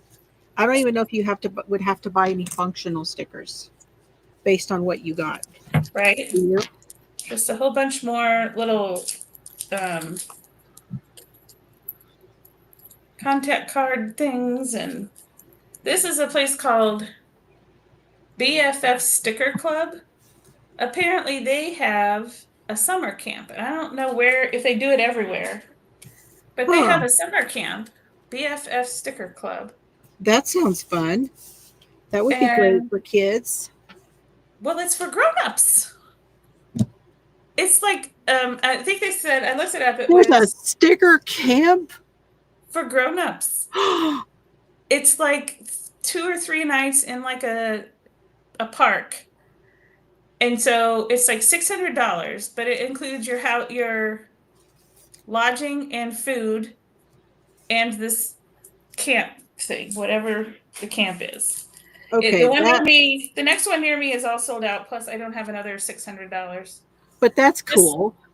This is called Fredbert. These are exclusive stickers that Yes, aren't on sale. you were talking about somebody Yeah. who was there, right? That drew those. Yeah. That she was famous for those, right? Yeah. This And is she talked about her mental health yeah. stuff on that She first. talked about she'd been doing YouTube since she was 14, and she's like 25 now or something. See, I paid attention. You didn't think I was listening. And this is Papershire, which is a fun little company, sticker company. There's more of the swear jar stickers. And then there's there's a pin and a sticker and a sparkly brush pin. Nice. This Papershire one is really nice. Their stickers are nice. I can see me buying more of these. I don't know. Now, I may have shown you these before. are they an online company? Yeah. Excuse me. Yes. Papershire. That sounds Lord of the Rings. Yeah. Lord of the Hobbit. Yeah. Papershire. This one says, "Sorry, I'm all booked." And this one says, "You're beautiful." It's a iced coffee. You're beautiful. And then this one says, "Yes, I do have plans." It's an open planner. And then these are little icon stickers. And there's like headphones and those little things you put around your neck when you're traveling. So this is like traveling. There's a camera and luggage and airplane tickets and stuff like that. Fun. I don't know what this one must be rating stuff because it's got like boxes with little stars at the bottom. Well, one of those girls was 2 or 3 of those that you have talked about where their thing was reading. Mm-hmm. So well, because when John Green became assigned the contract for being the keynote speaker, that kind of made that secondary mental health and reading. Yeah. So then there was a big long break. That was the end of like the conference itself. At the end, the very last thing is called Plan Jamma, which is basically a dance party. But everybody wears pajamas. And so these were my pajamas. This is the top. Cool. So it's got the Go Wild That's colors in just the it, thing. and That's then the Go Wild stuff. animal print, and then these are the bottoms. Now, did they give you those, or you brought No, them? I bought those. Okay. I bought those. And then there was some lady walking around just putting these little things on the tables. She just had bags of these little like resin figurines, and she just like fling them on all the tables. And so there's like a little, where'd it go? A little cow, Oh, so it's like the Highland cow. island cow, and then these little owls. There's a white one, kind of looks like Haggard, not Haggard, Hedwig. Hedwig. Uh-huh. And here's a pink one. Oh, cool. It's just one of the ladies was putting those around. It's so weird. They could be 3D printed. And then these, maybe. And then these bookmarks were at the tables. I don't know how I ended up with two of these. Well, that's cool though, because that's the Go Wild one, isn't it? Mm-hmm. See, it's got the thing on it and the colors. Mm-hmm. And then they had like a taco bar, and then they had another bar that was like, I think they called it, I forget what they called it exactly, but you could pick different meats and veggies and whatever, and they would put them on a skewer. So maybe a kebab bar or whatever. And then they had like a little grill at the end, and they would grill them for you. It was meant to be finger food, but man, I didn't feel like I was like, man, I wish I wouldn't have spent all that money on dinner. I could have filled up here. Yeah. And it was open bar, which usually at a place like that, it's going to be cheap wine and cheap beer, maybe 2 or 3 varieties. They had open bar. Like you could get cocktails, as many as you wanted. Wow. Now, I was driving. I wasn't driving, but I didn't want to drink a whole bunch either because, I don't know, I just feel weird about getting in an Uber by myself drunk. Yeah. Or, even sort of tipsy or whatever, tipsy. Yeah. They had, tipsy is not good by yourself. Right. Good job. They had drinks that they created specifically for the pajama party, and one was called Slumberita. You could get strawberry or peach, and it was tequila, triple sec, lime juice, and then either strawberry or peach. Oh my goodness! And the other one was called Melatonin. Oh. And you could get strawberry or lavender, and so it was basically like a gin and tonic. It was gin, lemon juice, and tonic water with either strawberry or lavender. And I got the lavender. That's the only drink I got. Well, lavender can relax you. And then they had a DJ and the dance floor, and people were wearing their pajamas and their slippers and their eye masks and their hair bonnets. And so like you were at a slumber party getting ready to go to bed eventually with your girlfriends, all your girlfriends at a slumber party. Yeah. And then at the very end of that, they showed, like the last 10 minutes of that, they showed a movie that they had made of the whole conference that was about 10 minutes long. Were you in it? Mm-mm. I was purposely avoiding it. I didn't want to be in it.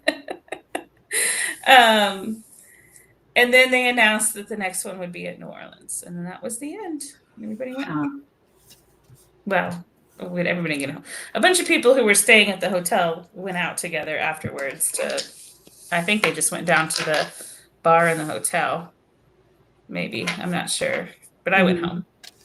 So I was tired. That was a lot. That day sounds like it was a long day.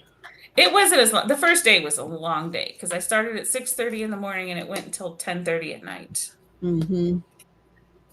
So, but that was that. Now, do you want me to just send you what I got for you, or do you want me to show it? For me, I got you some things. Do you want me to go get them and show everybody, or do you want me to put them in the mail and you can be surprised and you can share them when you get them? Well, you can't say it and not show it now, because now everybody's going to want to know. Well, you can show them when you get it. So let me go get and I will. I will. I'll show them when I get it too.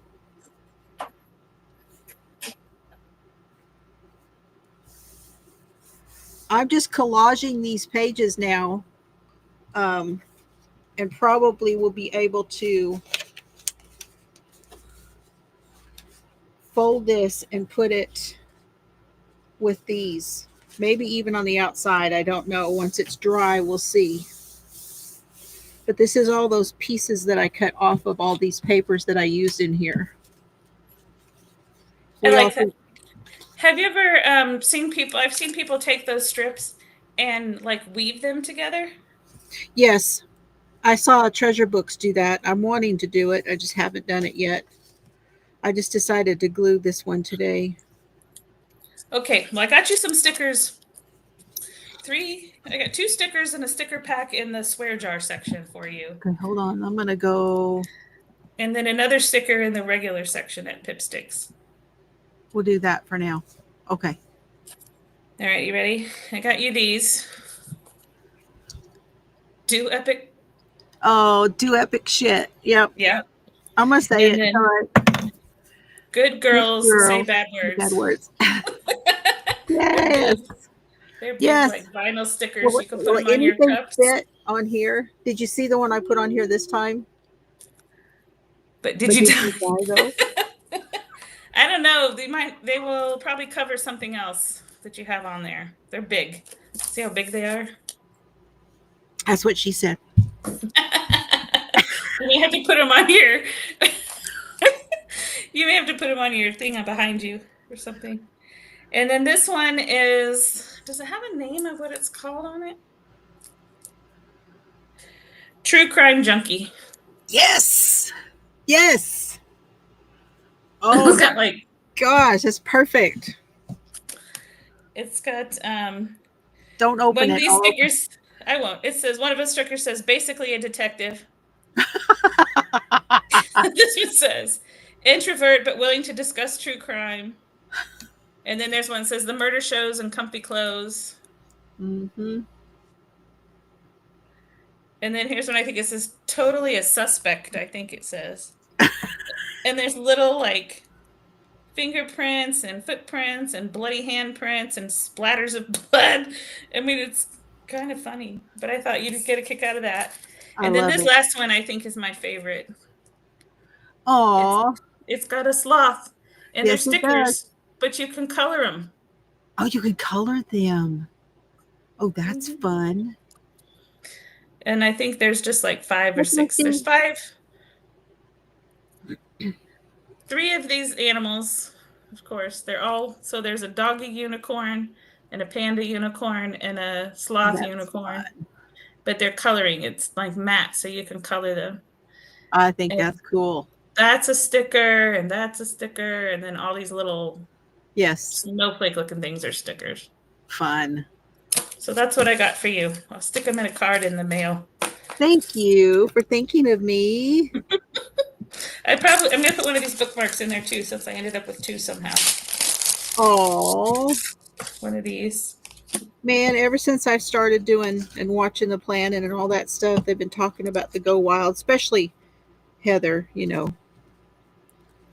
I think she's been to every single one. She said she's been to every one of them except for one when it was her kid, one of her kids was due right about the same time, so she didn't go to that one. And there've been 8 or 9 conferences, not kids. Yes, conferences. 8 or 9 conferences. She missed one because of one of her 2 kids, right? One of her 2 kids, yes. Now, see, she used to do everything with her sister and her niece. Well, her latest, I don't know if it's it's not her latest release, but she recently released a mental health book. Did you see that? Mental health journal and a sticker book, mental health sticker book. She designed that with her sister, who is a therapist. Oh, she's a therapist now. Remember I told you they used to sell clothes. I have some of the clothes that they sold. Really? Uh-huh. They sold. She talked about that. Some called Epiphany. And it was plus size clothing because she could not find things that were comfortable. Mm-hmm. The plus size stuff was nothing was cute and nothing fit and yada yada. And so they found that, and LuLaRoe was out, and this company was on the same like business model or whatever as LuLaRoe was, and except they were not as expensive, and they were actually cuter. They were less pajama like. Something you could wear to the office, maybe, or the classroom, or whatever. Absolutely. Um, yeah, yeah. She talked about that a little bit. That when she decided to leave the classroom, she was doing Yeah. YouTube. She was doing YouTube. She was brand ambassadors for a bunch of big brands and doing a lot of things. And then had the boutique with her sister. And I think she said one other thing she was doing. Gee, like Christmas. Yeah.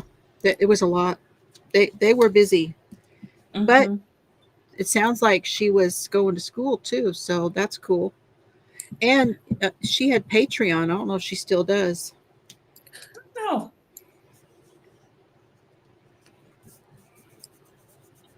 And teaching, she teaches the writing classes, the hand lettering and stuff like that. Mm-hmm. Hmm.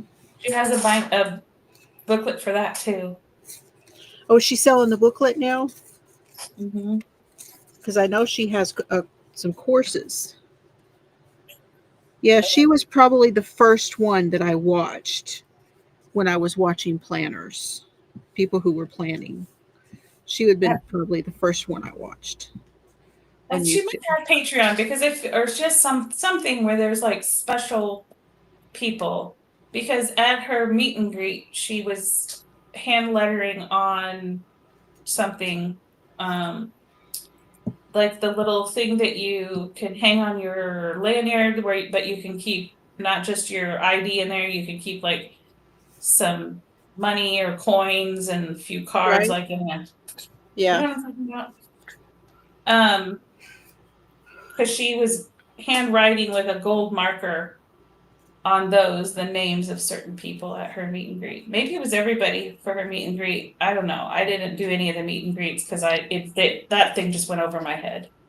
Oh, There there were different times throughout the breaks where they had those big 5 hour breaks between the daytime sessions and the nighttime sessions. uh huh. There were times where you could go meet different content creators, shop owners, whatever. So like the Planner Pals had one, and Heather had one. Forget who else had them, but I ended up not doing any of them because it kind of just went over my head for some reason.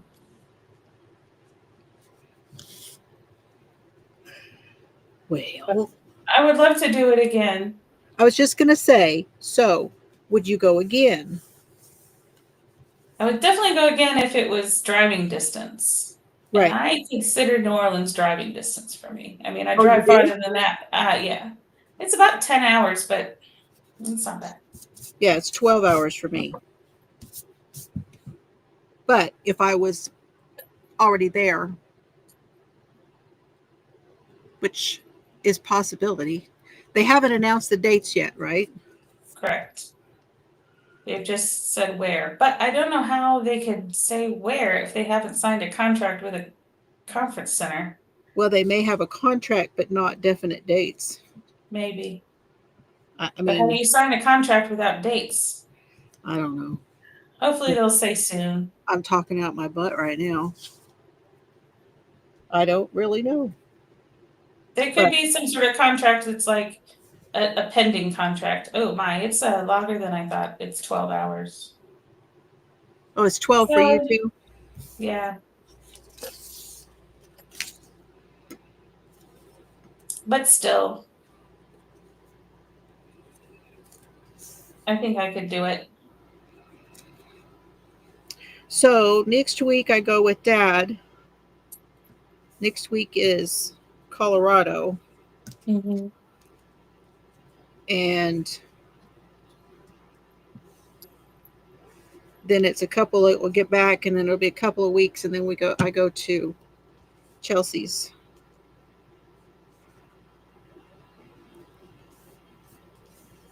And that will be, I don't know how long yet. I think it's going to be at least 10 days, maybe more.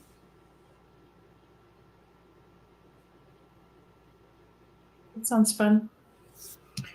And are you planning that out off to the side there? Do you have it like laid out and you're just then transferring it, or are you just picking one up and going, where would this look good? I'm just picking them up. What do you think? I think it looks good. I'm impressed. I can't do that. You can't be random? No.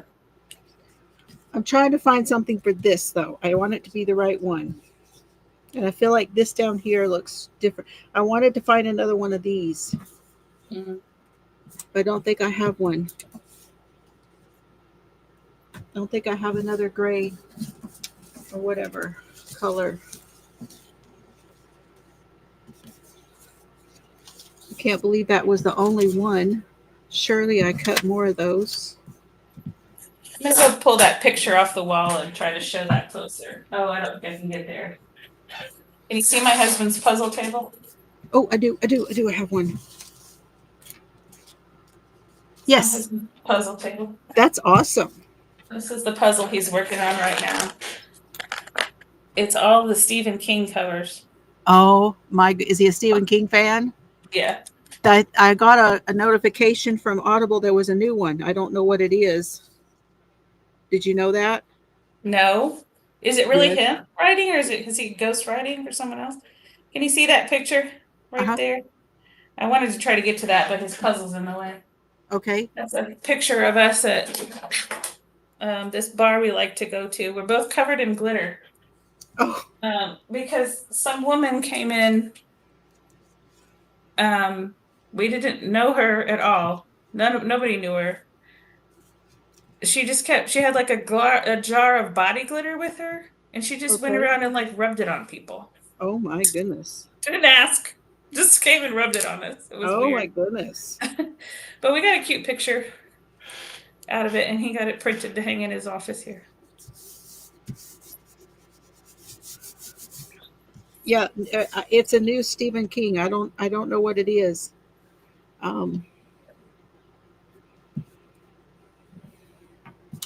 I think that looks good, spreading that blue around like that.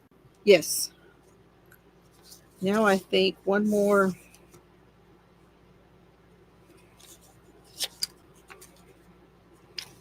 See, that's the only one I haven't covered right there.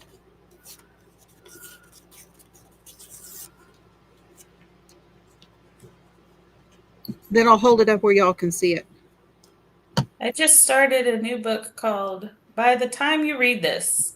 It's about a woman whose sister, like the main character, her sister was like a serial killer. Oh. And the sister sent a note that said, by the time you read this, and I'll be dead. But now she's trying to figure out, the sister's trying to figure out what was the serial killer sister trying to accomplish with this. It's kind of interesting. Who's the author? You were going to ask me that, and I already closed it. I think it needs to go up there.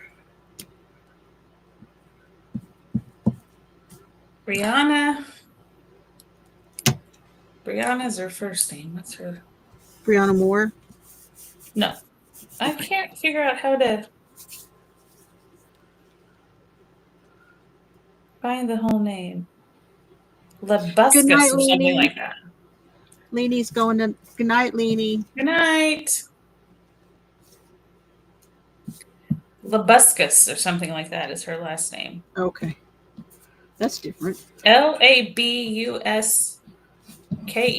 I've never heard of her before. She's a Labushkas. Kindle suggested it. So I was like, okay. Okay, what do you think? With that or not? Yes. I think so too. And this will be the last one.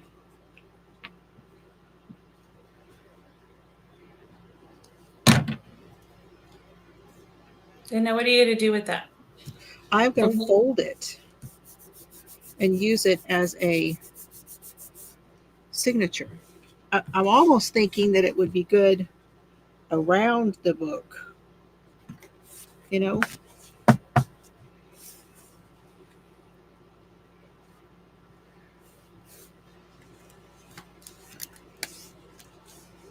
have to wait for them to dry or else they'll start popping off. But it also could be used for another one some other time.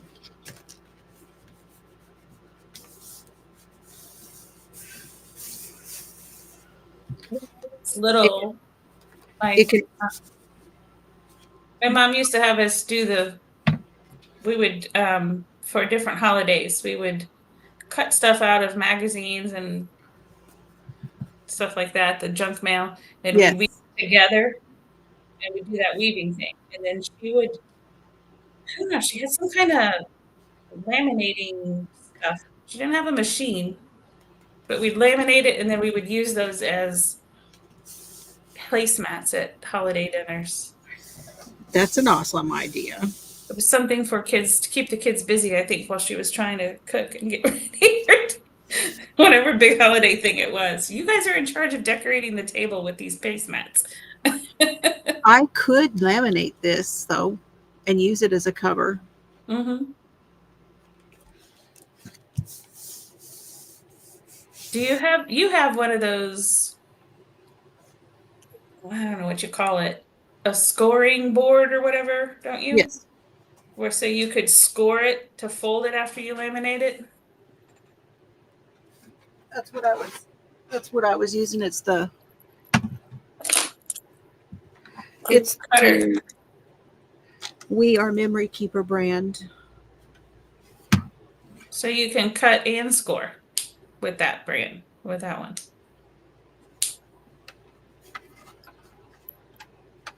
Yeah, it has. That's what this actually is right here. And it's got storage.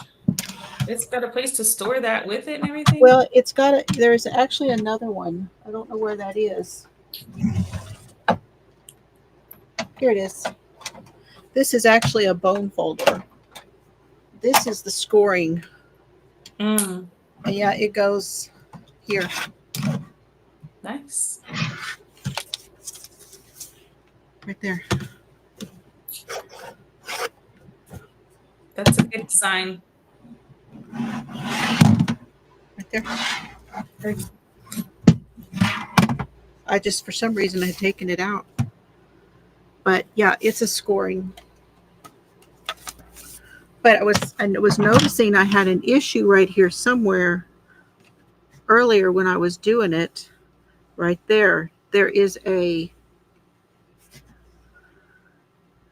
right there. There's a dent in the board right there. Drop something on it, maybe? I don't know. But when I was scoring a little while ago, I noticed it was there.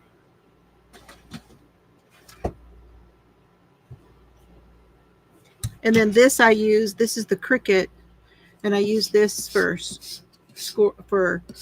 burnishing also, because I like it better than I do the bone folder for burnishing.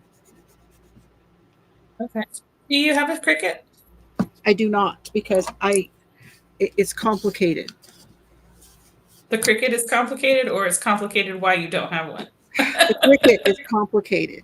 And my dyslexic brain does not like things like that. It gives me a hard time. It resists big time. So yeah, I don't know. I just have not felt confident enough to get one. Plus, I don't really have a place for it. To be honest, I don't know where I would put it, because my computer is here on my desk, And I already have to put my printer over here to the side right here within about 3 feet of my computer, because when we tried to put it farther out, it wouldn't communicate any farther than about 3 or 4 feet, and it would not communicate with my computer. Even if we put a 10-foot cord and all of the things, and I don't have a separate phone line, so doesn't have the fax and all that kind of stuff. This is just the printer computing with the computer, and yeah, and it wouldn't do it. Okay, hold on. There we go. I feel like it's one of those things where Hi, Rosie. once you start, there's just more and more stuff to buy for it too. And I've really gone way out building this wall behind me. And one of the reasons that I actually went at, because I had gotten rid of some things. One of the things I got rid of was a cutting machine, and the cutting machine was the crank one. And I'm like, I'm over it. And then one day I was watching Nancy from Little Treasures with Nancy, and she was showing the one that she uses. And that's this one, which I see you could just reach right behind me and grab it, and everything is great. And it is called Anna Griffin. Okay. And it's electric. And it uses like dies, the metal die things? Yes. So it's in here. The cord is in here. The plate. All I have to do, hi Maribel. All I have to do is buy new plates.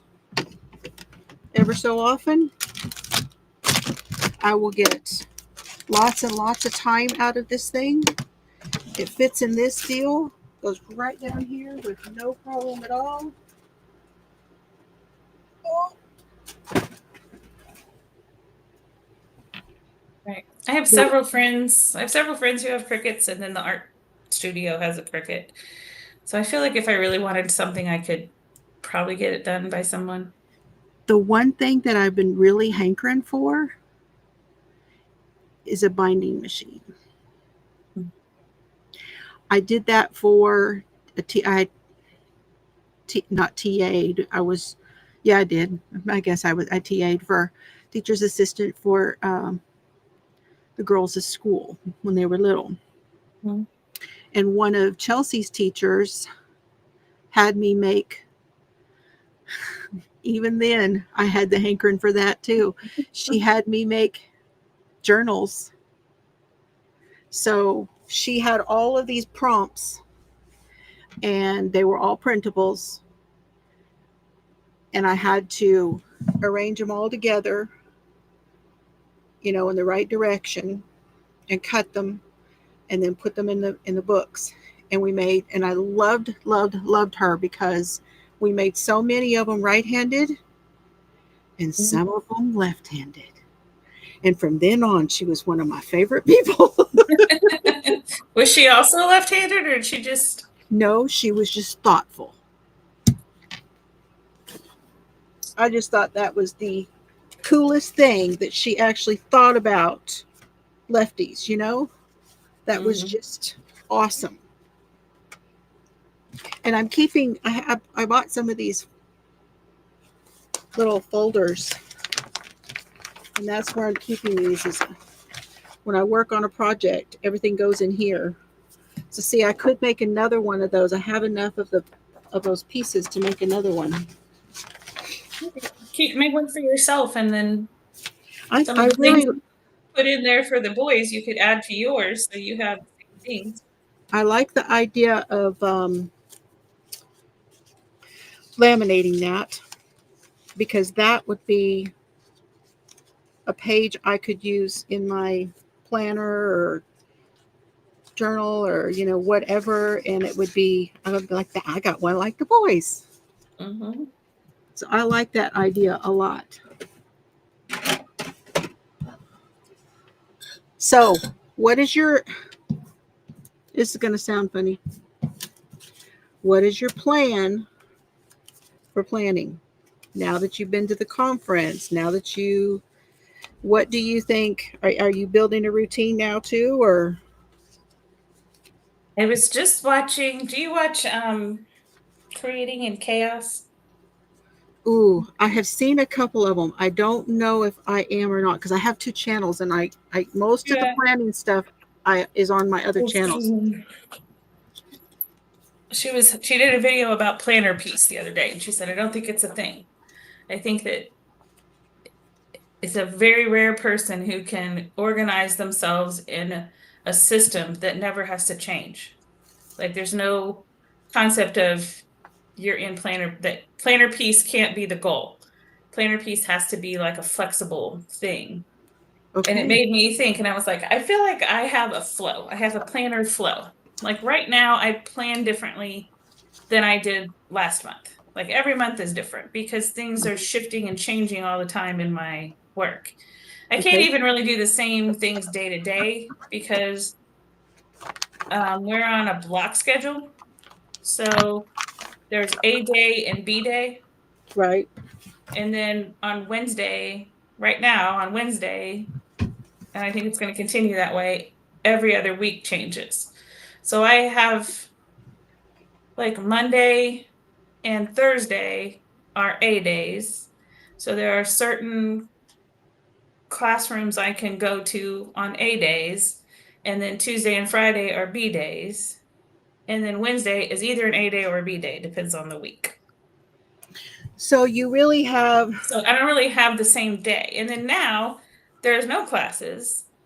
I don't have to worry about or think about, I'm not working in classrooms. I'm not coming up with um, a schedule based on what classroom I haven't been to yet or how many kids are, like where kids are in their process. And I mean, it's just there's so many factors. My planning is more like a game of Sudoku on a day basis. right.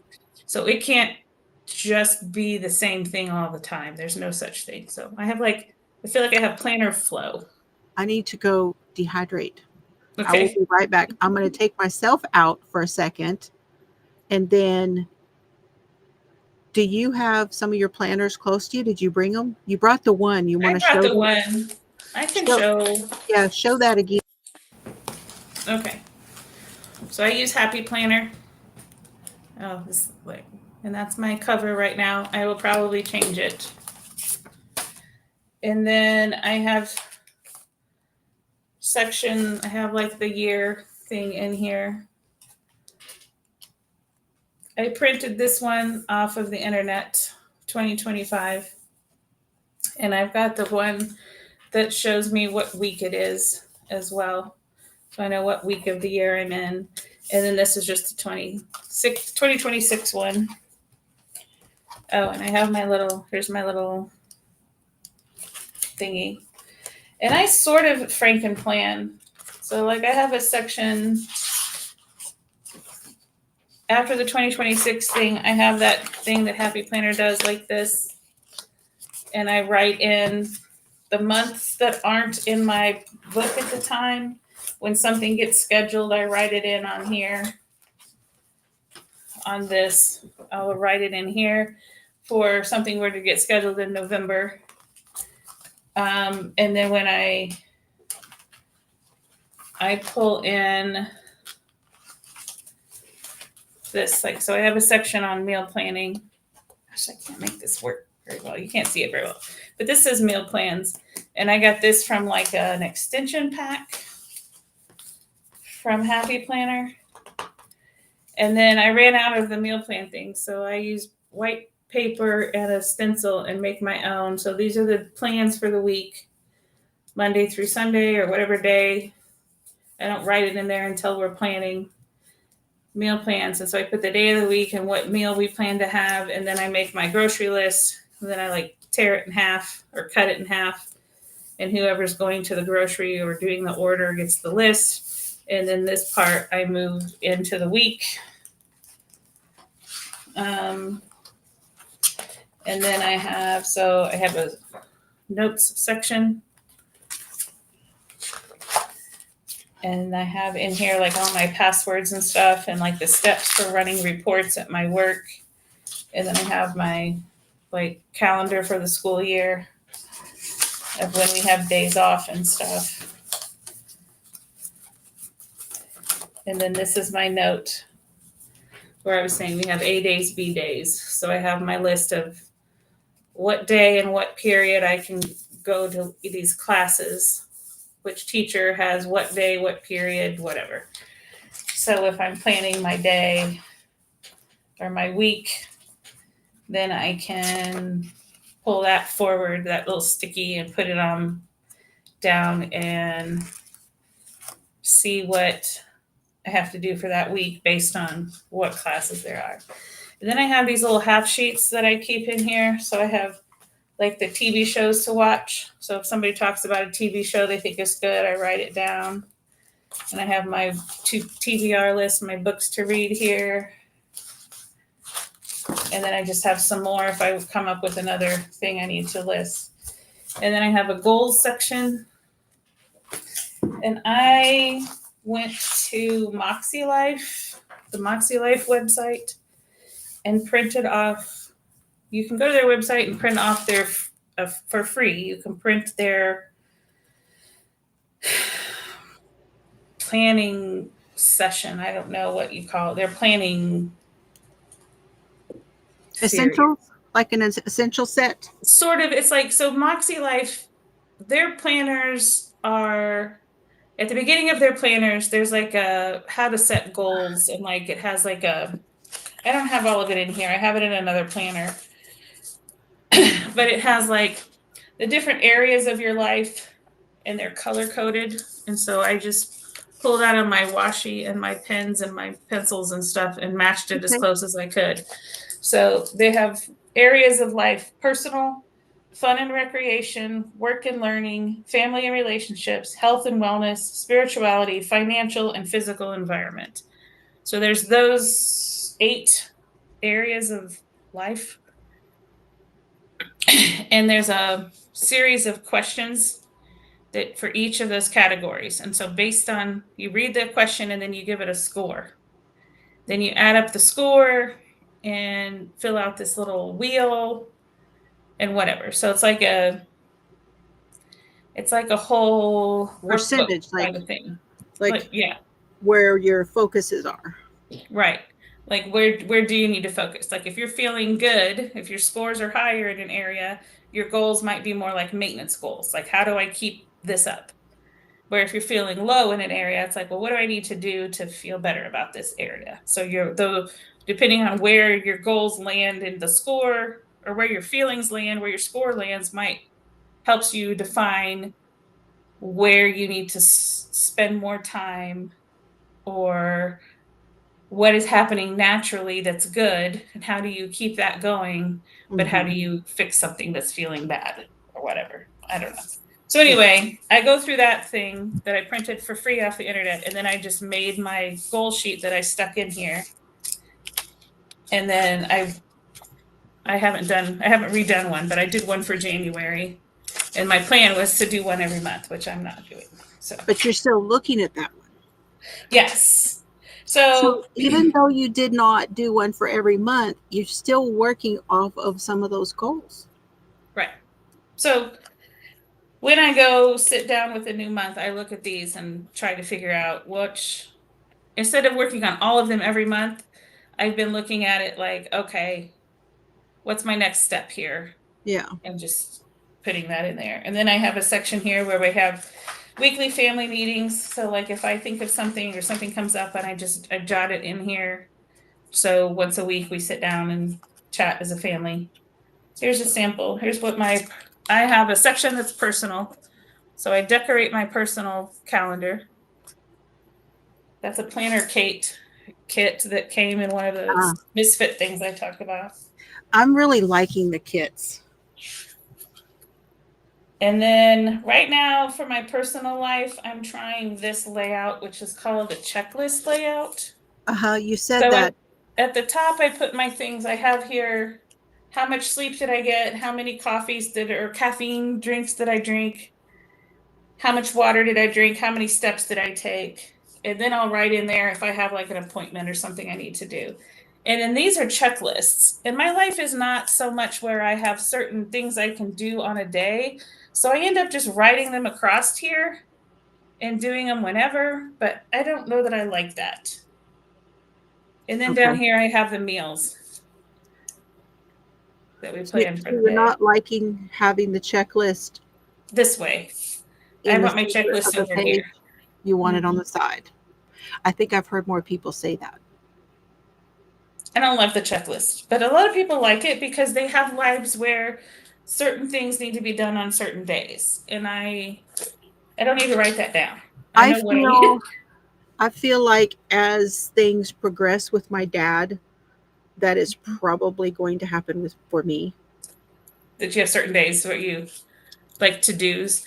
But like, yeah, I don't know. I don't know if I'm liking it or not. I'm gonna give it another month. But then see And how things are now is not the same as how they'll be next month. And next month won't be the same as the following. Like every month is something different for me.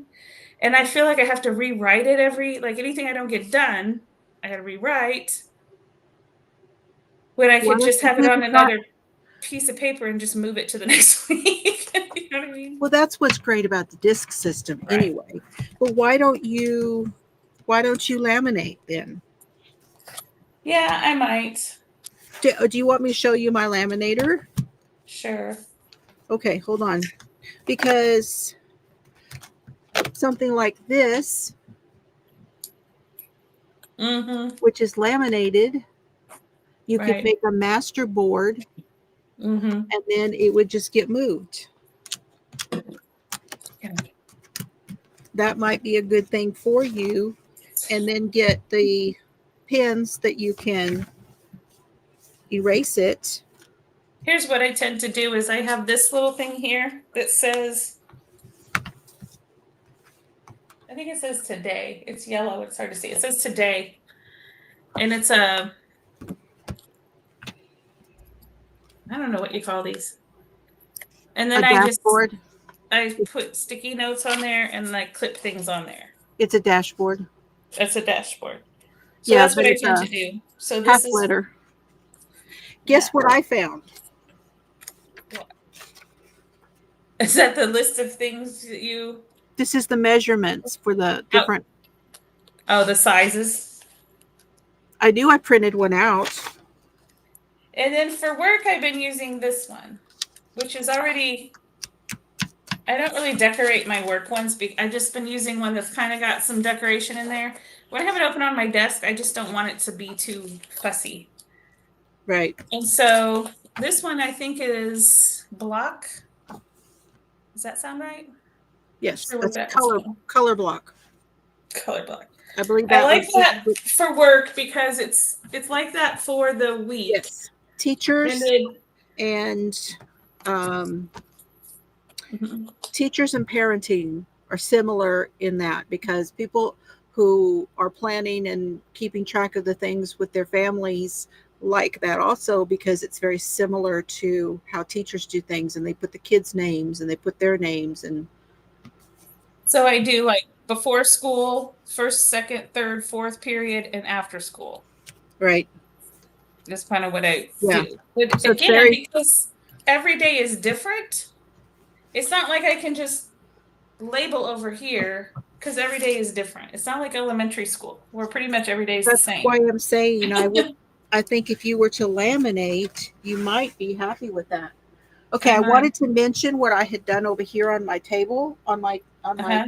and I cannot tell you guys enough how absolutely wonderful it is to have this cart be so much lighter. Do you have carpet in there? Yes, and being able to just push it over there out of the way or bring it over here when I need it and not kill my back or my feet or CERBs. Mhm. it's, it's so nice. And you know what I did was I took all of these all of my planners and notebooks and stuff and turned them downward like this. Uh, I had them in here this way, and I had to keep shuffling, shuffling, shuffling. Now with everything turned up, I just pull it out. This is so much nicer having it this way. And I can see the backs of everything just like on a shelf. Yeah. So much better. And then I put my essential stuff that I use. I put it in here. I had one of these that I pulled out of over there. And so this one has, do you have one of these? Sure. This is a We Are Memory Keeper, and it is see, it has all these symbols and stuff on it. I even forgot that I even had the damn thing. And then you can make percentage wheels. It turns. Nice. So you can build wheels on your, How much like time you're bullet spending on journaling, some. kind of a bujo kind of thing, but also for planning, also for uh, memory keeping, the alphabet things. This one, this is a little bitty calendar that was in my mother-in-law's house. And it has all of Mr. Fiber's family's birthdays in it. Cute. So I inherited it. Then these are the ones for putting the stickers on to put in my planner. And this one is the one I use to peel the pet tape. This is the stencil sheet, stencil kit. That I one. have a similar kit like that. Yeah. I think when you were in the bathroom, I showed what I use it for mostly right now. Mr. Penn has one. I think Mr. Penn has one. This Yes. is in my meal planner section. I draw this out, and so this is for dinner, and I write the day of the week we plan to have the meal and what the meal is, and then Yeah. I make my grocery list, and I made that with one of those. Awesome.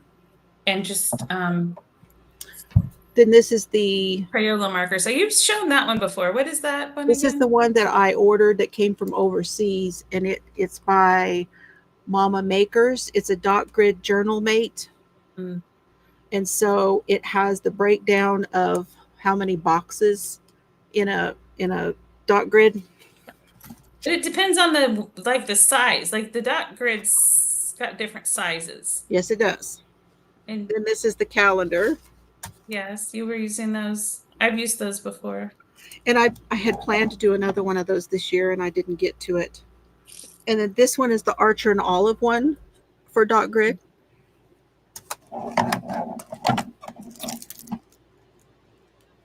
I went to the eye doctor. What is today? Saturday? Yesterday. Oh, I've seen those before. They are nice. Now, I'm not a fan. I almost want to take them apart. I was just going to say, I don't know how I feel about I want to take them apart. I haven't done it, but I want to because it's kind of fiddly doing this number. Especially the stuff closest to the connector. Yeah. How do you get that flat on the... I'm probably going to take them apart. I can tell you that. That's probably what's going to happen. I just haven't done it yet. But are they screwed on there? Is it can you unscrew it or something? It's like a yes and no. Or you have to like break it to get it apart, is what I'm saying? I feel like I'm going to have to break it. And I don't want that to go badly. But I'll tell you what, I do. Something fell. Oh, the other thing I do, I have a note section at the back, and then in front of it, I have this other dashboard where I put little like half bits of sticky notes. Yes. Different sizes, so that if I don't want to write something in on a calendar later. But I only keep 3 months. Like right now I have May, June, July. See, I have been very similar to that. Oh, pinched myself doing it. Ouch. See, and that's the other thing. I don't want to tear them. I may, you know what I may do? This may be a Mr. Fiber thing. Mm. Will you take these apart for me? And he will. Even though he gives me all the tools. So this is the sheet on how to work that thing. Okay. They call it, what do they call it?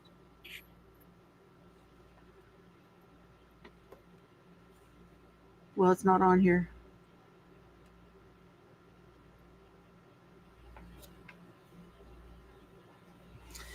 But you can do angles, you can do corners, you can do lines, you can do circles. That's what you do with this. That part up there is you can draw circles, Okay. charts, banners. Yeah, I need to play around with it, and I have had it all this time and have never played around with it. God, I pinched the holy bejesus out of myself. Anyway, that's a lot right here, just right here in this little box, you know. See, And I don't decorate my work one, but it's got decorations on it, and then I just write right into the book. I don't do a bunch of stickers or anything on my work one. okay, my laminator.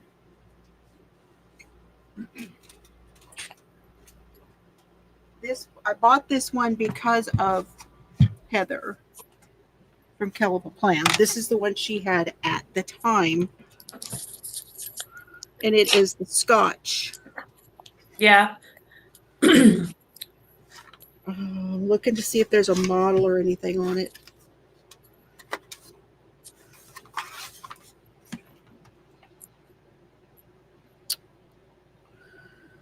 Okay, the model number is TL901X.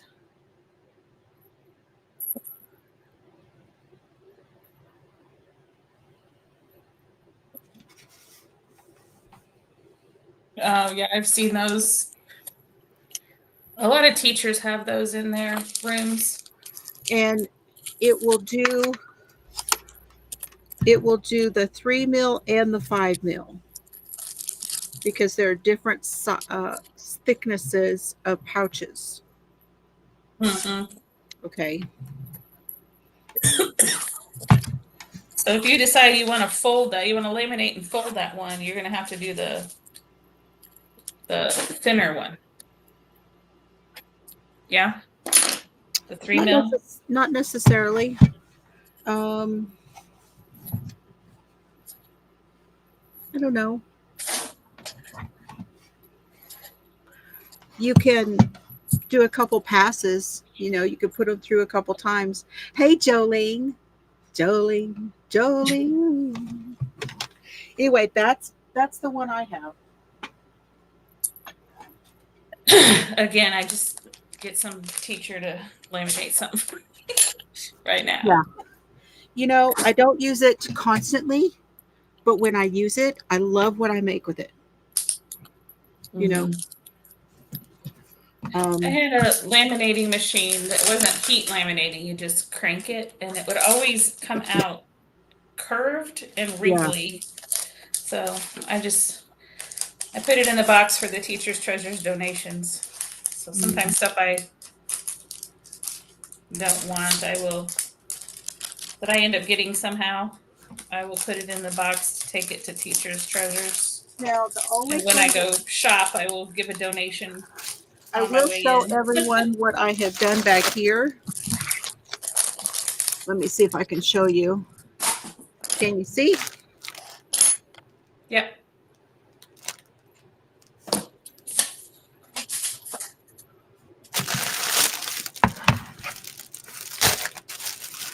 What do you think? I like it. You switched from the zipper things to the rolled up fabric things, right? Is that what you're talking about? So each of my grandsons is going to get a zipper pouch. My daughter is going to get a zipper pouch, and I'm going to give a zipper pouch away. Ah. Did you decide what to do with those? We talked about maybe some of the pencils you were wanting to give to your grandkids to. So you decide to keep them. I took some of them out and put them in one of the pencil cases over here for when they're here. and just storing them there for now. This is one of them that I got Wow. Where'd you get these from? Amazon. Mm. This one has my Castle Arts gold and metallics both in here.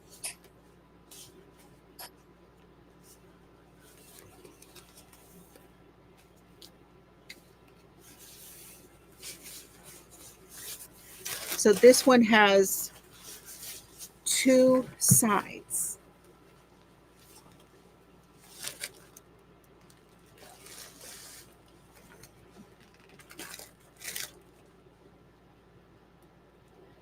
Wow.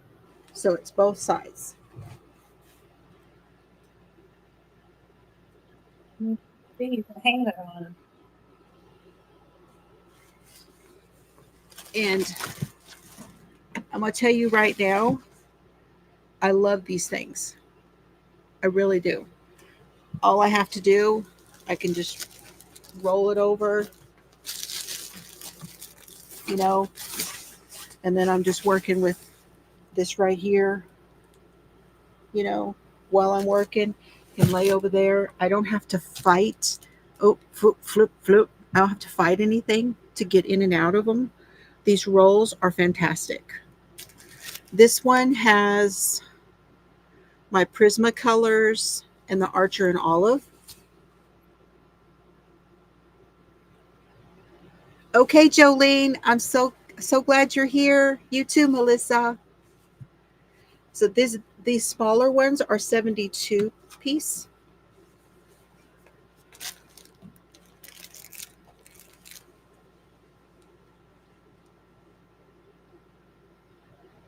Pencils. Huh?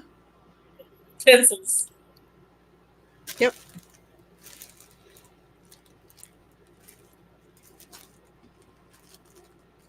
But I was able to get, in other words, the organization is more to my liking because if I want to just work with the Prismacolor, I can pull those out. Okay. This one is the Castle Arts. It's just watercolor. So if I want to work the watercolors, they're all set and they're right here. And I like that about the 72s.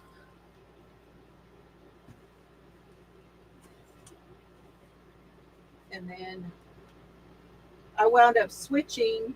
I put the Stetlers up there and switched them out. This one is the Derwent Ink Tints, the Castle Art Seascapes, the Castle Art 72s, and the pastels. So I have all of those in one pouch. I could not have got that much in one of those other ones. They would not fit in one in just one. The storage takes up most of the space. That's not helpful. Yes. Not as helpful. And with these, I can put the 72s on top. See that? Yeah. And I still have this room here in the front. I think these are my favorite print, though, of all of them. And this is more of a canvasy. It's not slick like those other ones. You like the canvas or the slick better? I like the canvas one. And it's Flowers? teal, roses, and clocks. Interesting. And I have more.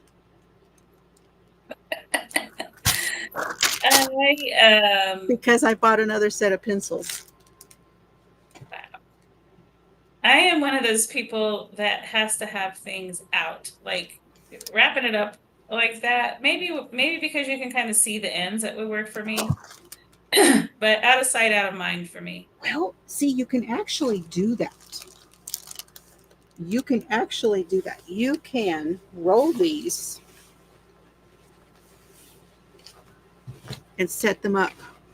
Mm. See that?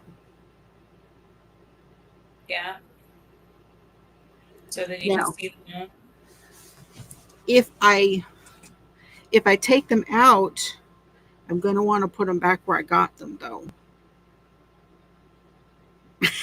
So you have them in like order, like Well, yeah, because I have swatched them. and numbered them. And They're not. you're numbering them in your swatching, or If they only have their if the pencil names, has a number on it or a yeah. name. If they have a number, they've got it. I put it down. Yes.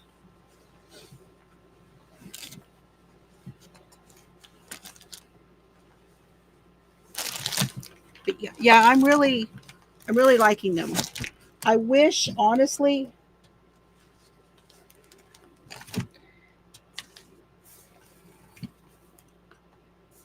I think I would have liked to have had all. See, these bigger ones are not ideal.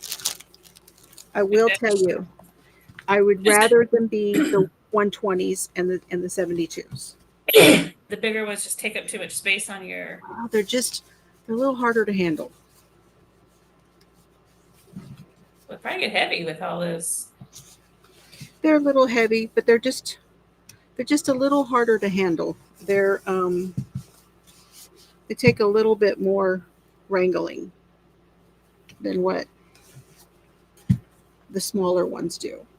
So if anyone out there is looking to get some, I would recommend the 120s and the 72s. If you're going to buy the cases, don't go over 120 because a lot of your pencils come 120 in the larger sets. These are 168.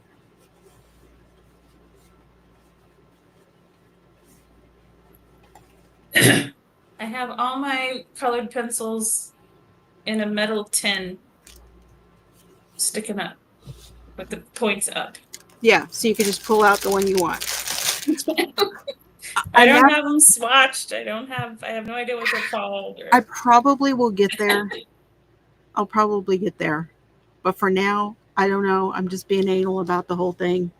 I got some prints on Etsy, some digitals, and I printed them on 32-pound paper to use in journals.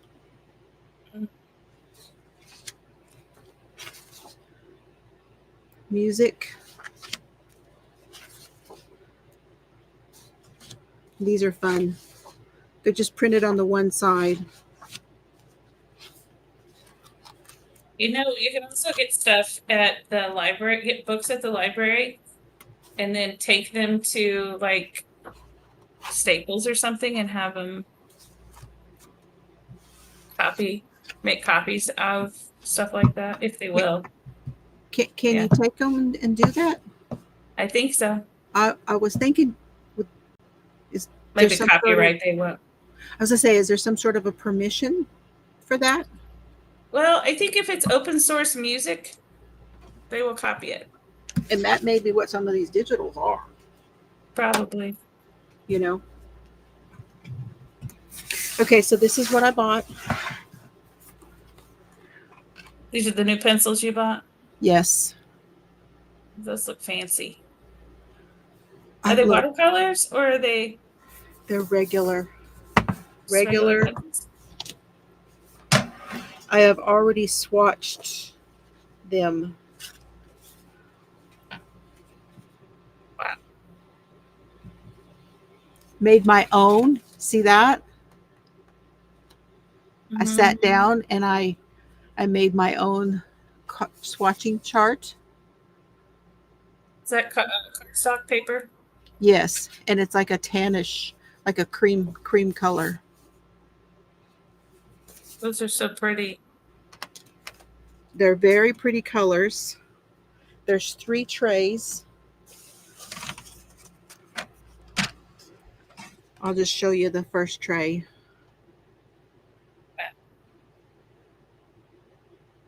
This is the 120s of the Faber-Castells. This is their regular line. There's 120. That's my favorite. Phones, the blues and greens. I love those, yes. But there's a really nice array of colors in here. I haven't put them into my case yet, but I got one. But I must tell you, now these are German. Faber-Castells are a German made. Okay. And I really like them. Let me see if I can read a little bit to you. Hold on. These are the polychromos. There are a few techniques in here. What does that mean? Polychroma. What's it I'm mean? not really sure. It means fancy.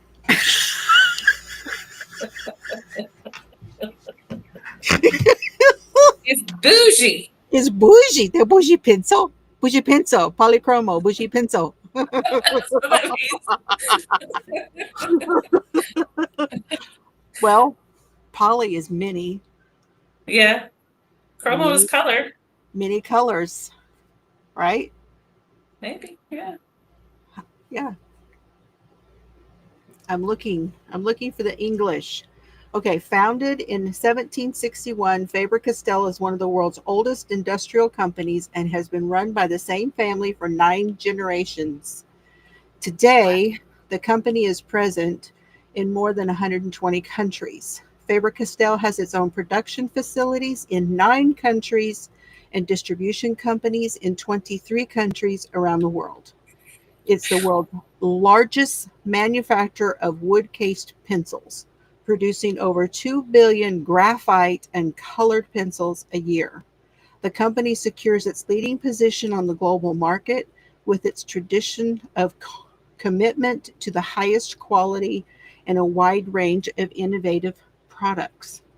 The art and graphic range includes artist watercolor pencils, artist color pencils, artist pastel crayons, pigmented drawing ink, and an extensive assortment of products for monochrome sketching and drawing.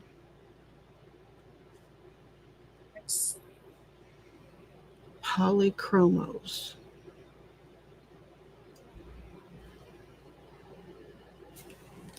So, and I can tell you, they're the smelliest. So,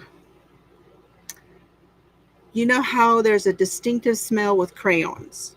Crayola crayons smell a certain way. Lots of crayons have a smell, but Crayola crayons have their own distinct smell. Yeah. These have their own distinct smell. And they are actually the strongest smelling colored pencil that I have. Now, what that means, I don't know. Is it the wood smell? The smell of the wood or the smell of the lead? It's I think it's whatever they use to put the color core together, whatever those colors are. That binding, whatever the binder is. Whatever those, yes, whatever those are, yes. Because I have not learned, and I don't really give a shit about what all that is. Okay, It's the chemical makeup. I like all the pretty colors, and I like how it feels, and that's it. Okay, that's where I'm going with that. If you want more in depth on how what's in them, y'all gonna look it up because I won't be going into that. But I'm sure there's somebody on YouTube that talks all about that. The content. Well, I watch Coloring Bliss, and she has done some research on that. And there are a few of her videos where she talks about some of it. Because she goes into a lot about the quality of things. So she even measures the core, the color core, to see if you're getting more. She has a lot of that's what she does. She has a lot of comparison videos where she goes through. They did a one on all of them from Amazon and which ones was your best bet, and it was, yeah. Hey, Sue. Hi, Sue. Yeah, she gets into it. So yeah, I got that, and then I got cases. So I got another 72 and another of those in a 120. And this will be the one for the polychromos.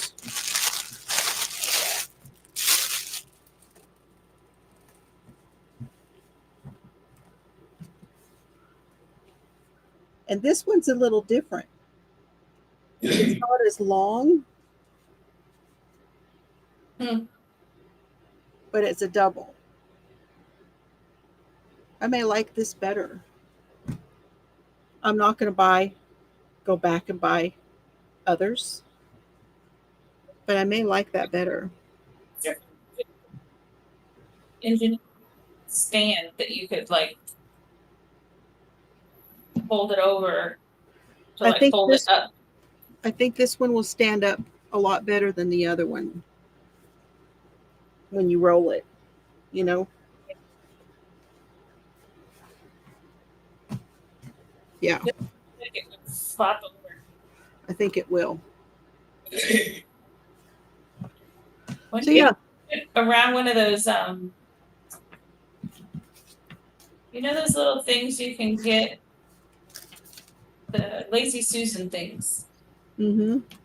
or like paper towels or something like that. You can rig it up on there so you can spin it around without like Like a paper towel holder.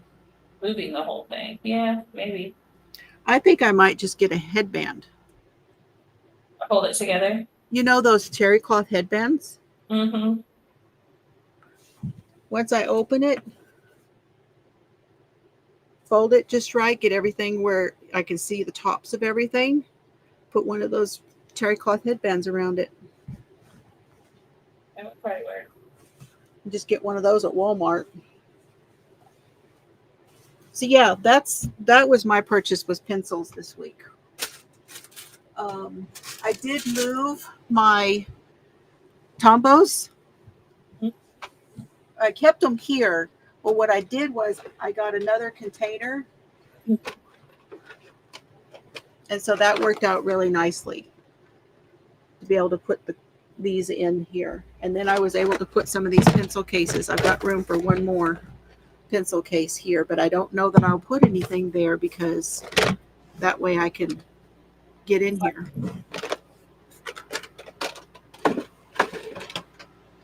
So yeah, that's about all I got.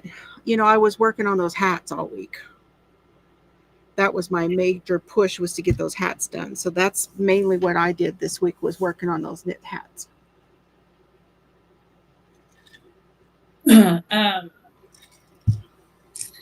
I need to get back into the knitting, practice knitting.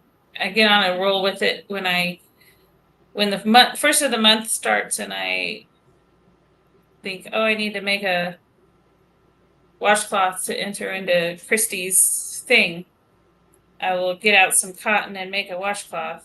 Yeah. And then I get onto something else. I need to knit more often to get better at it, feel more confident Mm-hmm. in it. I also need to purl. I need to learn to purl in the continental style. That's what I need to do next. Yes, you were learning how to do that, and I think it's a great thing to do. Well, I've been knitting like the throw style knitting, trying that, and I drop things a lot, and my tension, I have a hard time controlling my tension. Mm-hmm. It just hasn't been. That's one of the reasons it takes longer, is because you are actually putting things down.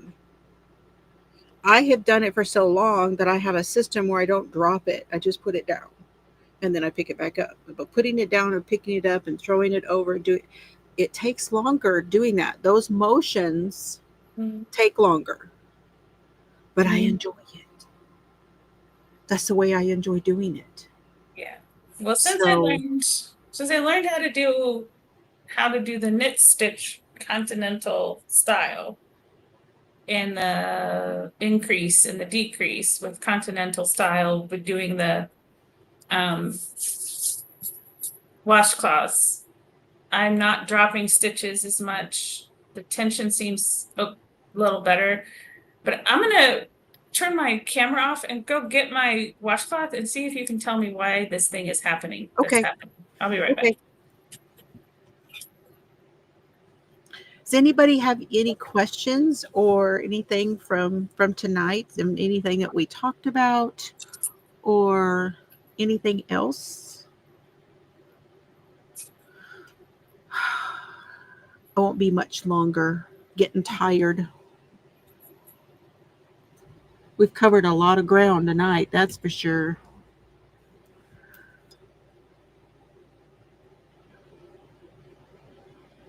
I have so many things I want to do, but I have hit a little bit of a block. I've had some bad pain days and some bad brain fog days and things like that I just honestly, it's easier for me to sit and knit and crochet on those days than it is to do my other things that I do. Okay, hold on. So this is the end I started on and went this way. And then this is the decrease side. See how it almost looks like a kite shape instead of a square? Okay. That's your cast off end. Yeah. Okay. What I do, let me get I have it here to show y'all. And it's like my decreases are a different shape, different size or something. Okay. I don't know. When you get close to the end, I had this set out to show you guys yesterday and I forgot. I was going to show the cast off. I mean, I think I can probably make it square, but like when it first comes off, it's not really square. Let me show you. Okay. I'm gonna have to bring all that back in. I just closed it. Let me bring it all back in. Hold on. Get everything set up.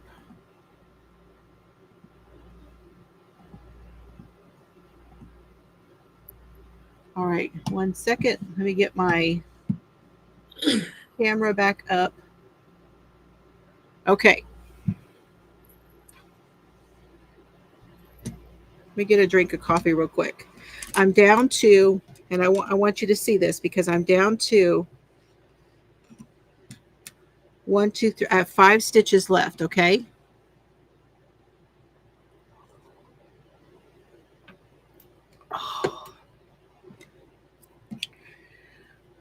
I am not going to cast off all of them in the same way. Okay. I'm going to, when I'm decreasing,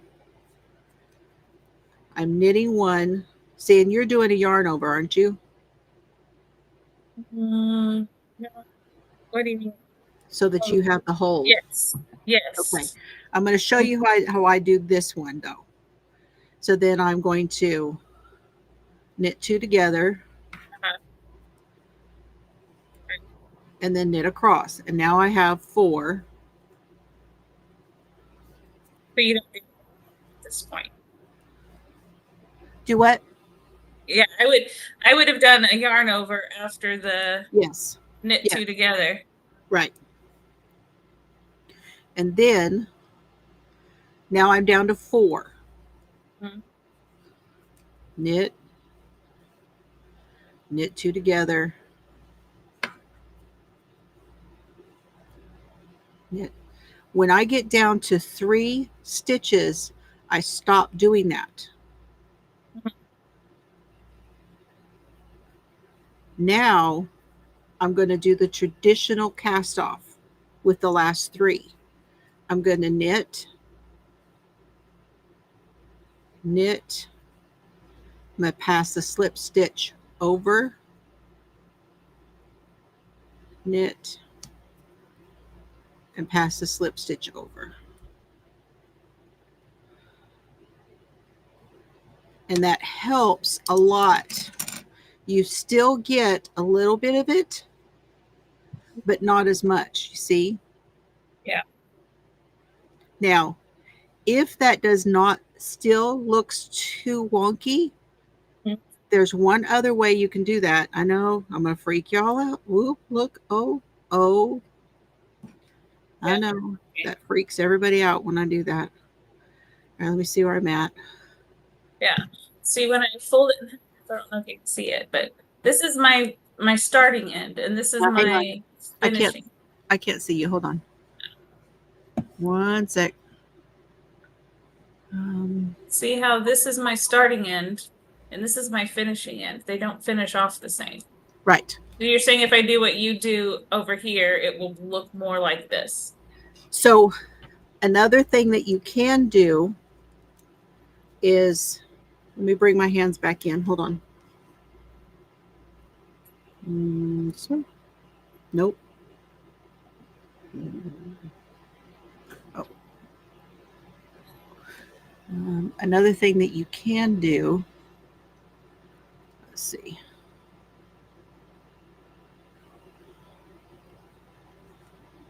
Where was I at?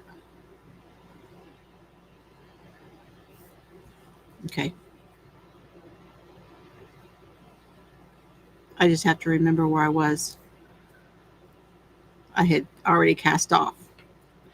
When you get down to even the 4 stitches, instead of,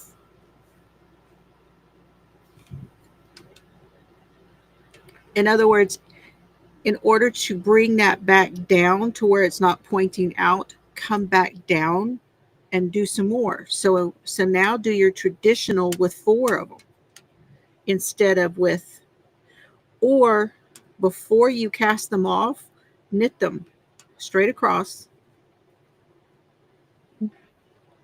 Sometimes I will do that if mine is stretching too much. I'll just knit them and then cast them off. You can do that too. Because then, see, I have to do it back here. Lower. It's not looking right because I pulled it back. But by knitting them before you do the traditional cast off, it makes it round out better. So weird because all the See, this is when I stretch it. Yeah. You see how that looks better right here when I did that? Yeah. So you can start doing that farther back even. You could start, let's say, we're back here.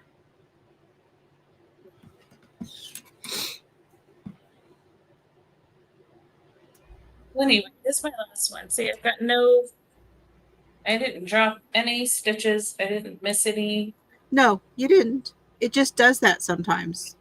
And it just depends. It's I mean, that's an improvement for me. Usually my washcloths have a hole somewhere. or ah, or I have missed one of the little, what do you call these little eyelet like things here. yes, So yes. I'm getting better as far as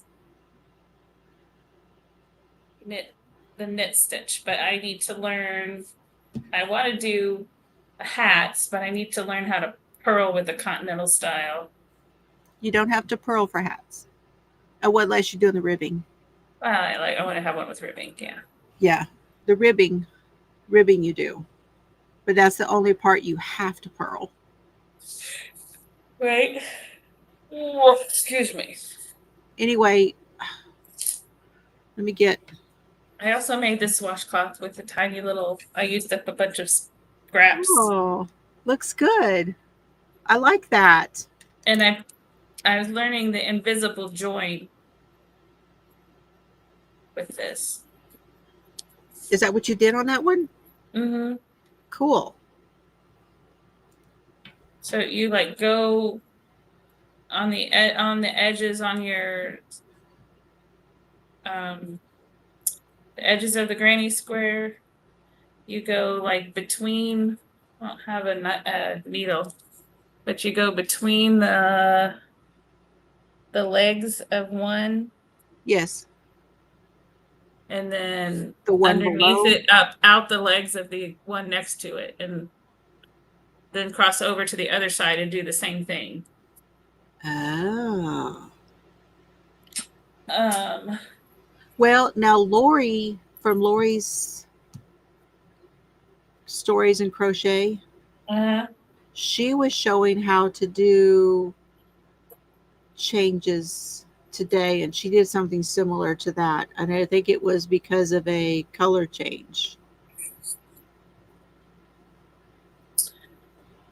well, you can't. And it You could barely see, like you can't really see what color is in there really, which is good. so you see how I am now because I'm still decreasing. Mm-hmm. I still have this roundness here because I still have Mm-hmm. a lot of stitches. Right. So what I'm trying to say is you can make a decision. I would say go to 5 stitches instead of 3. Usually I go down to 3. But you could probably stop at 5. So now I'm at 2, 3, 4, and 5. Now let's look at it again. Now see that looks The others. correct. You know what I'm saying? Mm-hmm. Like if we went any farther, it's going to start to poke that way. So stop there. Do a traditional cast off from And it this just point cast on. each of those off. So just do pass the slip stitch over. So I'm going to knit, pass the first one over the second one. Knit, pass the first one over the second one. In other words, don't let it get out there to where you only have those few stitches and they're poking out. Now, you didn't go that far out. So you're when you put your end in, it's going to settle out better. Yeah. See, when you bring your end in,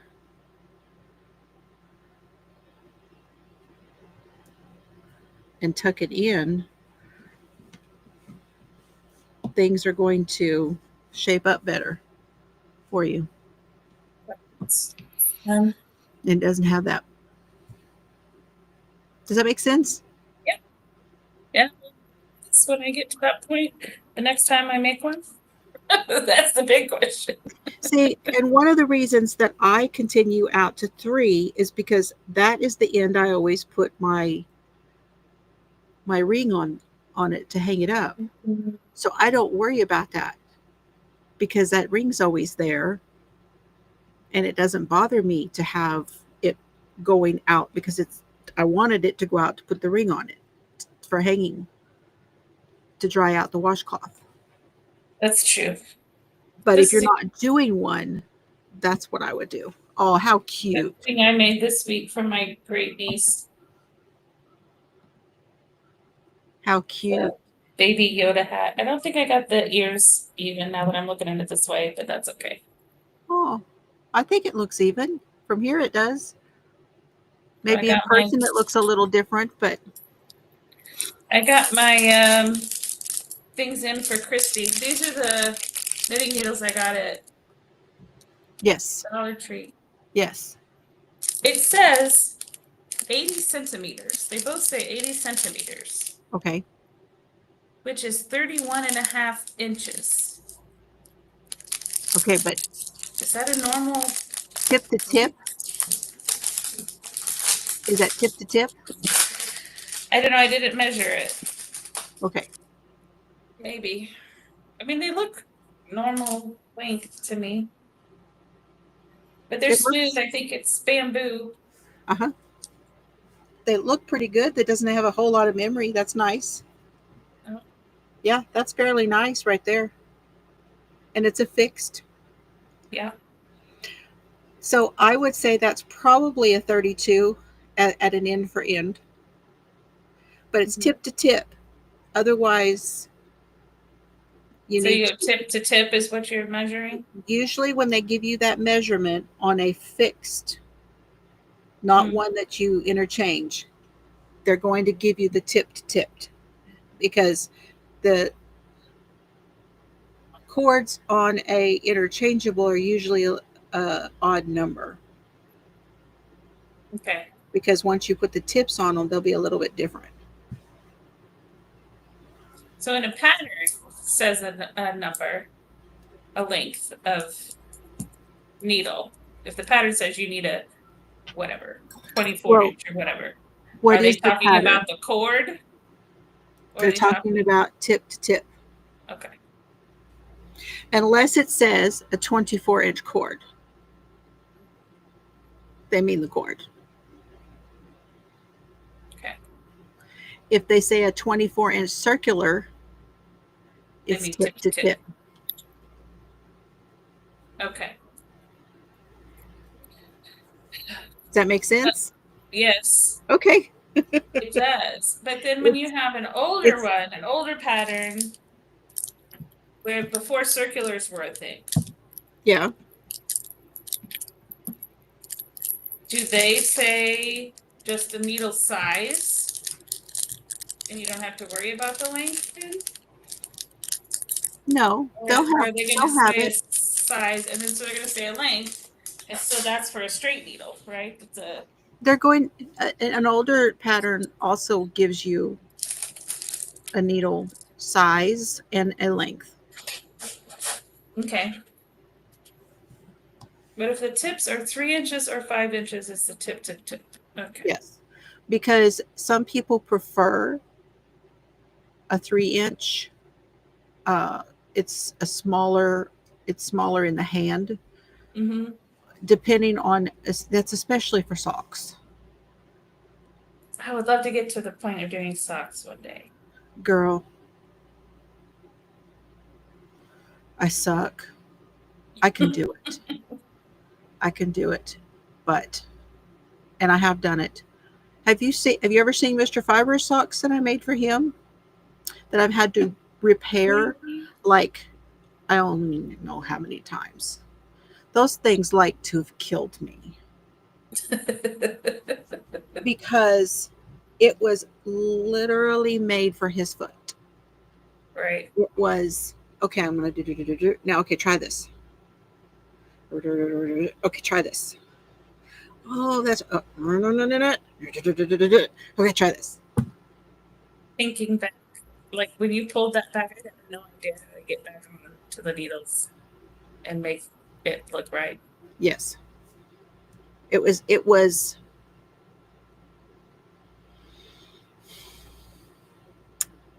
it was an experience, but I was determined, and I was holding two yarns together as I do a lot of things for him because he doesn't want any air coming through.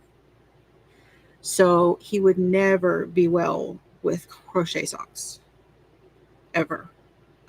There's a way too much air coming through there, and when I do crochet socks, I plan to try it both ways, with a single strand and with double, because I've never crocheted them, but I have several patterns that I'm going to try.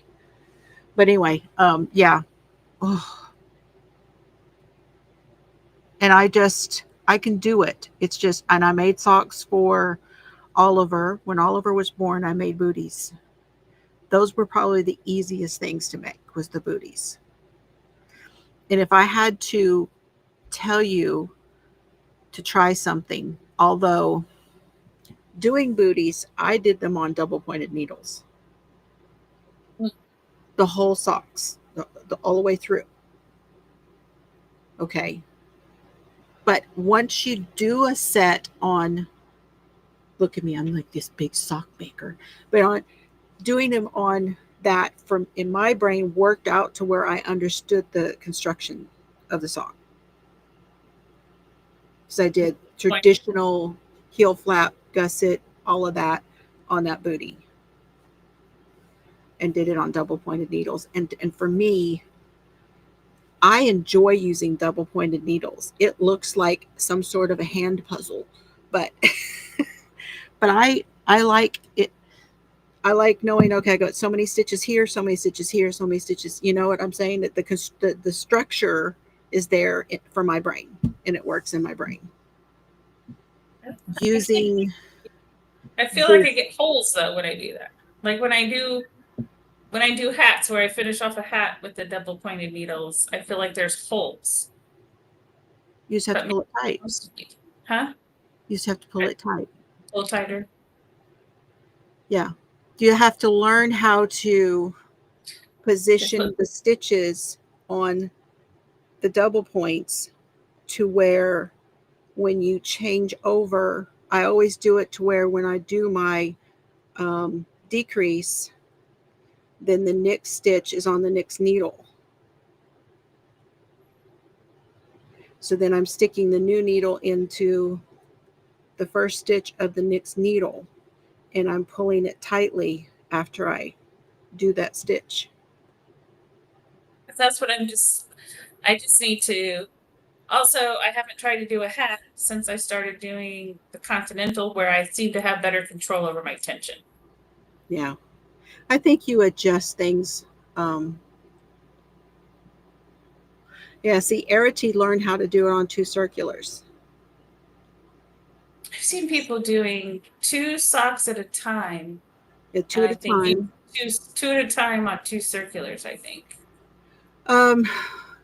So most people, when they do 2 at a time, they're using like what you have there. They're using a 2.25 or lower, and they're using a 32-inch cord, and they do it magic loop.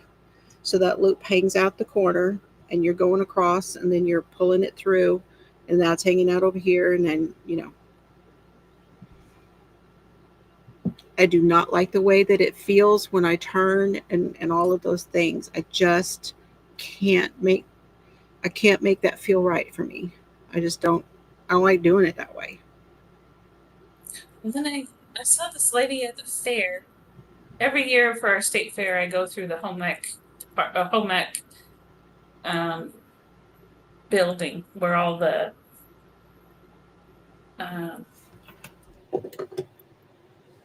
4-H people doing like the yarn and needle arts and photography and all that stuff.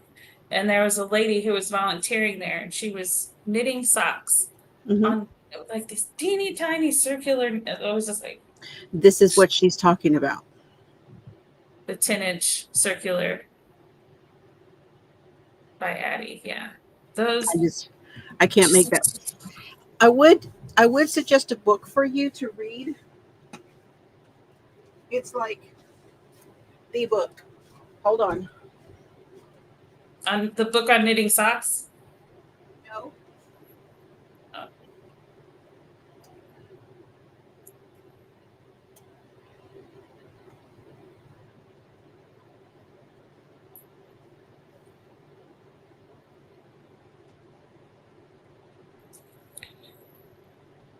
My back has stove up on me. I'm coming.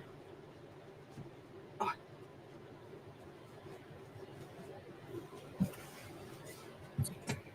It's not a very big book, and it is not a complicated book. It is called Knitting Without Tears. That's what I need. It's by Elizabeth Zimmerman.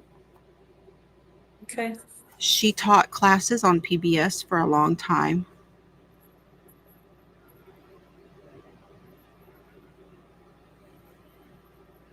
Okay. This is an amazing book. She was an amazing teacher. And the way that she teaches is she just tells it to you. I will give you an example. And she's funny. Yes. I wonder if you can still find her show. Oh yeah, it's out there. Her daughter still does stuff. Um, oh, I'm trying to find a spot.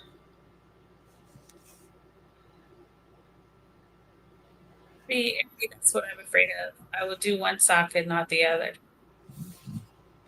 Oh, that's why I say start with. Booty. But that's so small. I was thinking I might start with a Christmas stocking.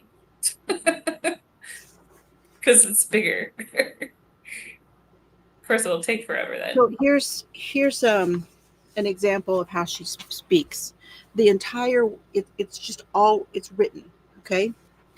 Needles. Needles are made of so many materials you can go dizzy taking your pick. Years ago, you had your choice of wood, bone, steel, or luxurious tortoiseshell and ivory. The contemporary ones are usually of metal or plastic and are firm or flexible, respectively. The US, for some reason, employs different size numbers from those in Europe, which are measured in millimeters. A needle gauge is a very useful thing to own, although it and the needles may vary infinitesimally, which sometimes leads to confusion. See the way she just talks to you. Occasionally one comes upon a mature needle gauge in which the holes have actually become enlarged through constant use or by the forcing through of too large of needles. This all points to the admonition not to take needle sizes too seriously, especially if you tend to knit loosely.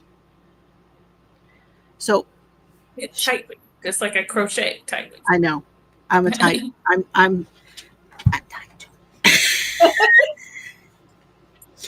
um, but she's funny sometimes, and it's a. I have not read the entire book yet myself, but I look through it whenever I need a voice of reason Mm, on something. Does that make sense? yeah, Um, I'm gonna put it in. Left-handed is called German knitting. Ah, interesting. I know.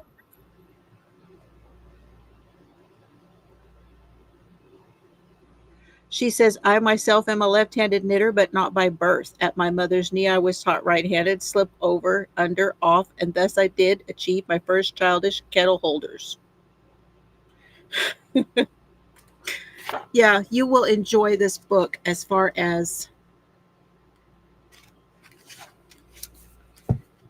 just like I'm talking about the voice of reason, you know? Mm-hmm. But she walks you through how to make a sweater. She walks you through how to make a scarf. She walks you through how to make socks in this book. So she'll walk you through that. There are a few charts, but most everything she teaches you is how to reason it and to look at the schematics.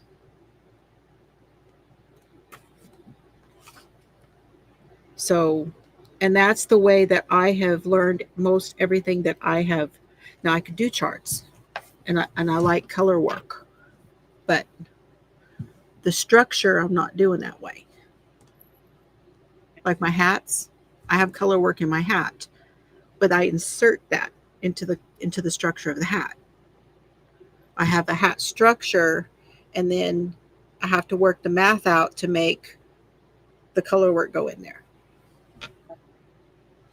And that's how you do patterns. Anyway, that's the very little I know about knitting. I watched Sandy from Expression Fiber Arts did they're doing a crochet along, or not crochet along, a knit along. Okay, what is she doing now? What's the project? Do you know? It's a shawl, and it's like every so often it changes stitches. So each chunk of it is a different stitch. So she's inserting charts. Yeah, but I think she said there were 14 to choose from, and then there's some formula to decide what you're gonna do or something. I don't know. I kind of was sleepy and I didn't absorb it all. But there's a crochet version and a knit version.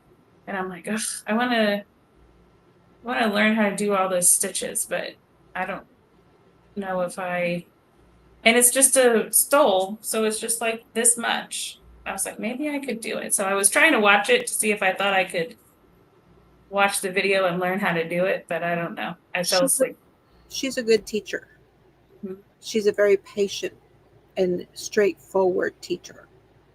The way that she speaks when she's telling you the stitches is very straightforward. So that's how she can do what she does with those tutorials. But you also really should have the pattern. Yeah. But I highly recommend. I put it in my Amazon wish list, and I'm also going to look for it at the library. I got to finish the tuberculosis book and then. Right. What is it that you want to learn? You're doing dishcloths. What is the next thing you want to learn? You've been doing hats? And I've done a few hats in a bulky weight. Watching a video. Mm-hmm. I tried to read Ross's pattern and do from Ross's pattern, and I was not successful. It wasn't a right time or something, so thought I'd go back to Ross's pattern. But I've never done anything I've only done like the bulky sized yarns, and so I want to try. I want to go down a size of yarn, but I want to also. I've been doing the throw over style. And like I said, just like the washcloths, I end up with holes in my hats. And so now I'm hoping maybe if I've got to the point where I'm not getting holes in the dishcloths, maybe I can do better with the hats. But I need to learn to purl so I can make the brim, whatever. I can do the knit stitch that way, but I'm not been successful with the purl stitch. Well, that's what I'm worried about. And that's why I throw, because I can do both knit and purl with throwing. Knitting without tears. Mm-hmm. Looking to see now if I can get it at the library. You probably could. They're put out, I think that the publisher is Schoolhouse Books. I can't find it on Libby. No, it's Simon and Schuster Fireside Book. 1971.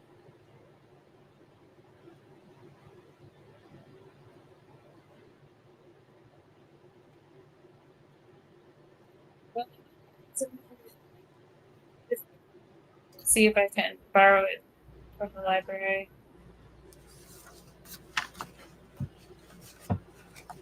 That's interesting. I think they have to digitize some of the older books. It's not on Libby?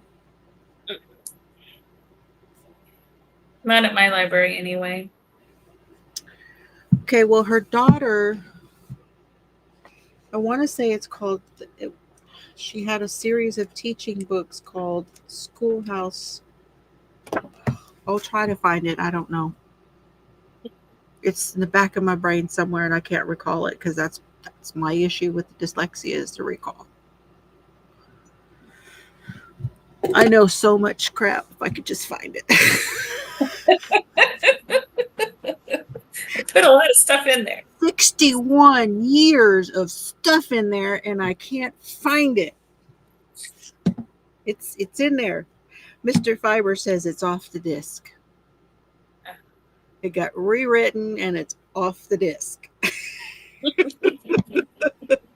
Okay, I want to go. You ready to go? Okay. Yeah. Okay. All right. Thank you all for being here. I really appreciate it. We did another 3 hours, girlfriend, but it was fun. Yeah, it was fun. But I've been yawning for a bit. Yes, I'm ready too. I'm ready to shut down the lights and let the girls out and put my jammies on. Stretch out. I don't know how he sits Yeah. in this chair all day. I know. It's rough. I'm telling you. All right. Thank you. Bye, Bye, everybody. everybody. Have a great night. See you later. Bye-bye.